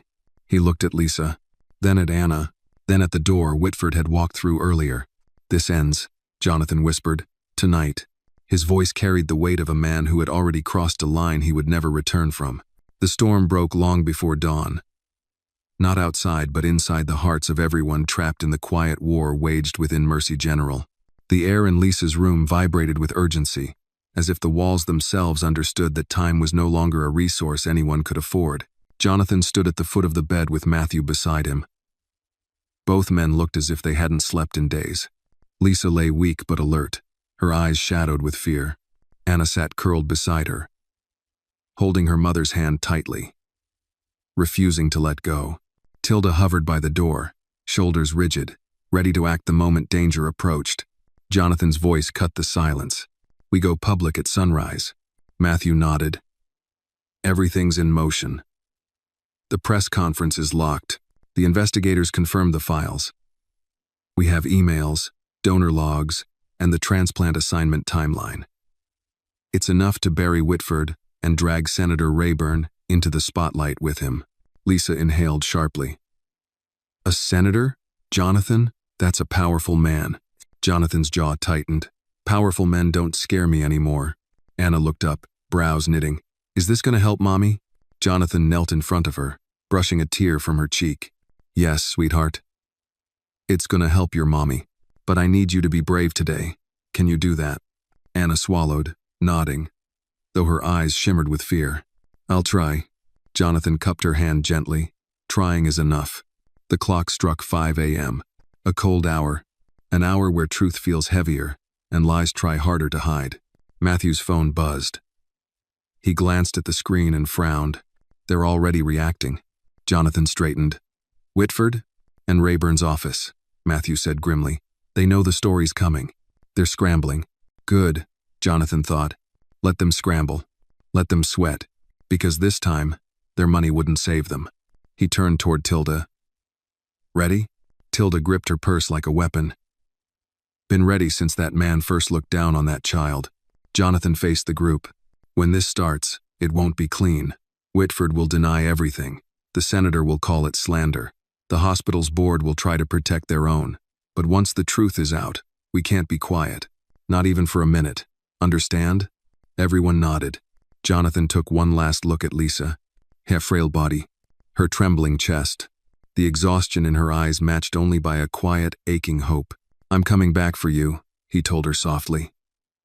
"This ends today. And when I walk back through that door, you're going to be next in line for that kidney." Lisa reached for his hand. "Jonathan, don't let them break you." He kissed her knuckles gently. "They won't. I've got something they don't." What's that?" she whispered.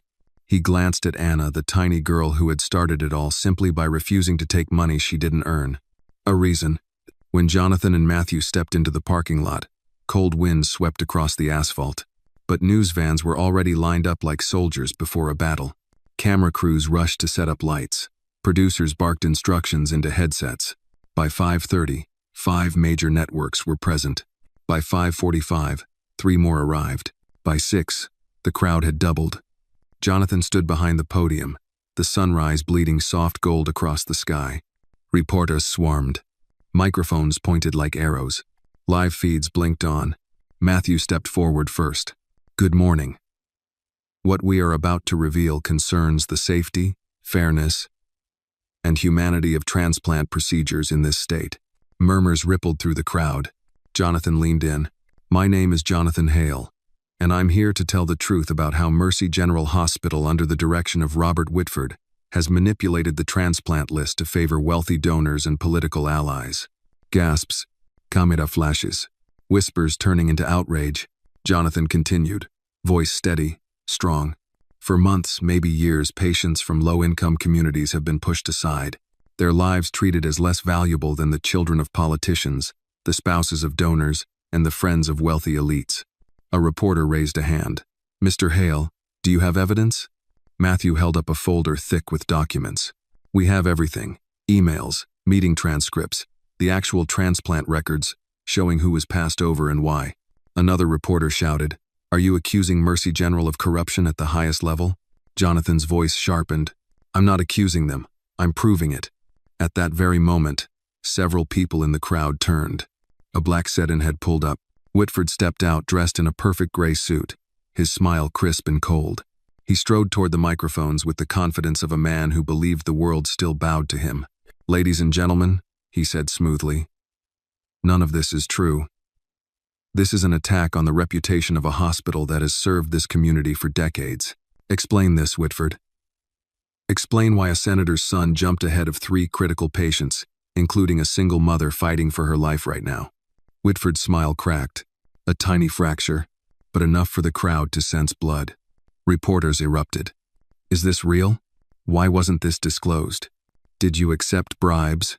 Is Senator Rayburn involved? Whitford scrambled for composure. That young woman's case is still under review. Jonathan cut him off. No, you paused her case to clear a path for a politician's family. You gambled with her life because you thought no one would notice. Whitford's jaw tightened. I won't stand here and listen to. You'll listen, Jonathan thundered. Because the world is listening now. The crowd roared. Whitford stepped back, sweat beading at his collar. Just then, several board members exited the hospital. Their faces weren't calm. They weren't neutral. They were frightened. One stepped forward shakily. We didn't know. We trusted Mr. Whitford's recommendations. Jonathan stared him down. You didn't check. You didn't question. And people died because of your silence. A hush fell. A painful, crushing hush. Jonathan spoke into it.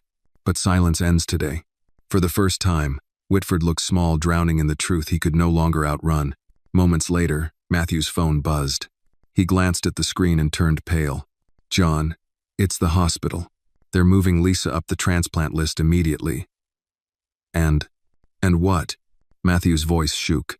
They're prepping an operating room. A match just became available. Jonathan's breath caught. He felt the world shift under his feet. He turned to the cameras. And that right there is why we need justice. Because when corruption is exposed, lives are saved. He dropped the microphone and ran. Ran into the hospital. Ran through the halls as if every second mattered because it did. When he burst into Lisa's room, Anna leapt into his arms. Is Mommy gonna get her kidney? She cried. Jonathan hugged her tight. Yes, baby. Yes, she is. Lisa looked up at him, weak, trembling, tears spilling down her cheeks. Jonathan, is it true? He knelt beside her bed and took her hand. It's true. You're going to surgery. Right now. Lisa let out a sob that broke the room. Anna climbed onto the bed, hugging her mother carefully. Mommy, they're gonna fix you, she whispered. Lisa stroked her daughter's cheek. I'm right here, baby.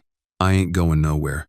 When the nurses arrived to wheel her away, Lisa reached for Jonathan. Stay with my baby, she pleaded. I will, Jonathan whispered. I swear. And for the first time in months, Hope walked out of that room beside her. Hours later, when the surgeon emerged with a tired smile and said the words, the operation was successful. Anna collapsed into Jonathan's arms, sobbing with joy. Tilda wept quietly in the corner, whispering prayers. Matthew leaned against the wall, finally allowing himself to breathe. Jonathan closed his eyes, tears slipping down his face. Thank God, he whispered. When they were allowed in, Lisa lay weak but alive, her hand warm in Anna's. Jonathan stood beside them, voice rough with emotion. You did it, he said softly. You fought, and you won. Lisa smiled faintly. No, we won. Anna climbed into her arms, whispering into her mother's chest. I told you God listens to little girls. Outside, news stations continued reporting the scandal. Whitford was suspended. The board launched an independent investigation. Senator Rayburn called for an emergency ethics hearing. But inside that hospital room, none of that mattered. Only one thing did. Lisa was alive, and the three of them bound by a lost suitcase, a little girl's honesty, and the courage to fight for justice were finally safe. Anna leaned against Jonathan, her voice sleepy and soft. "Are we a family now?" Jonathan took her tiny hand in his. He looked at Lisa. Lisa looked at him. A moment passed, a quiet, gentle truth settling into place. "Yes, sweetheart," he whispered. "We're a family." And for the first time in a long, long time, they all believed it. The story reminds us that justice often begins in the smallest, most fragile places, like the trembling hands of a 6-year-old girl who refuses to accept money she didn't earn. Anna's courage shows that integrity isn't about wealth or status. It's about choosing what's right, even when the world offers an easier road. Jonathan's transformation reveals another truth. Real strength isn't measured by power, but by the willingness to protect someone who has no one else. And Lisa's survival proves that when people stand together, when the voiceless are defended and corruption is confronted, hope is no longer a distant dream but a living force. In the end, the lesson is simple yet profound. Compassion can rewrite destinies, and doing the right thing, even quietly, can change more than a life. It can change a whole system.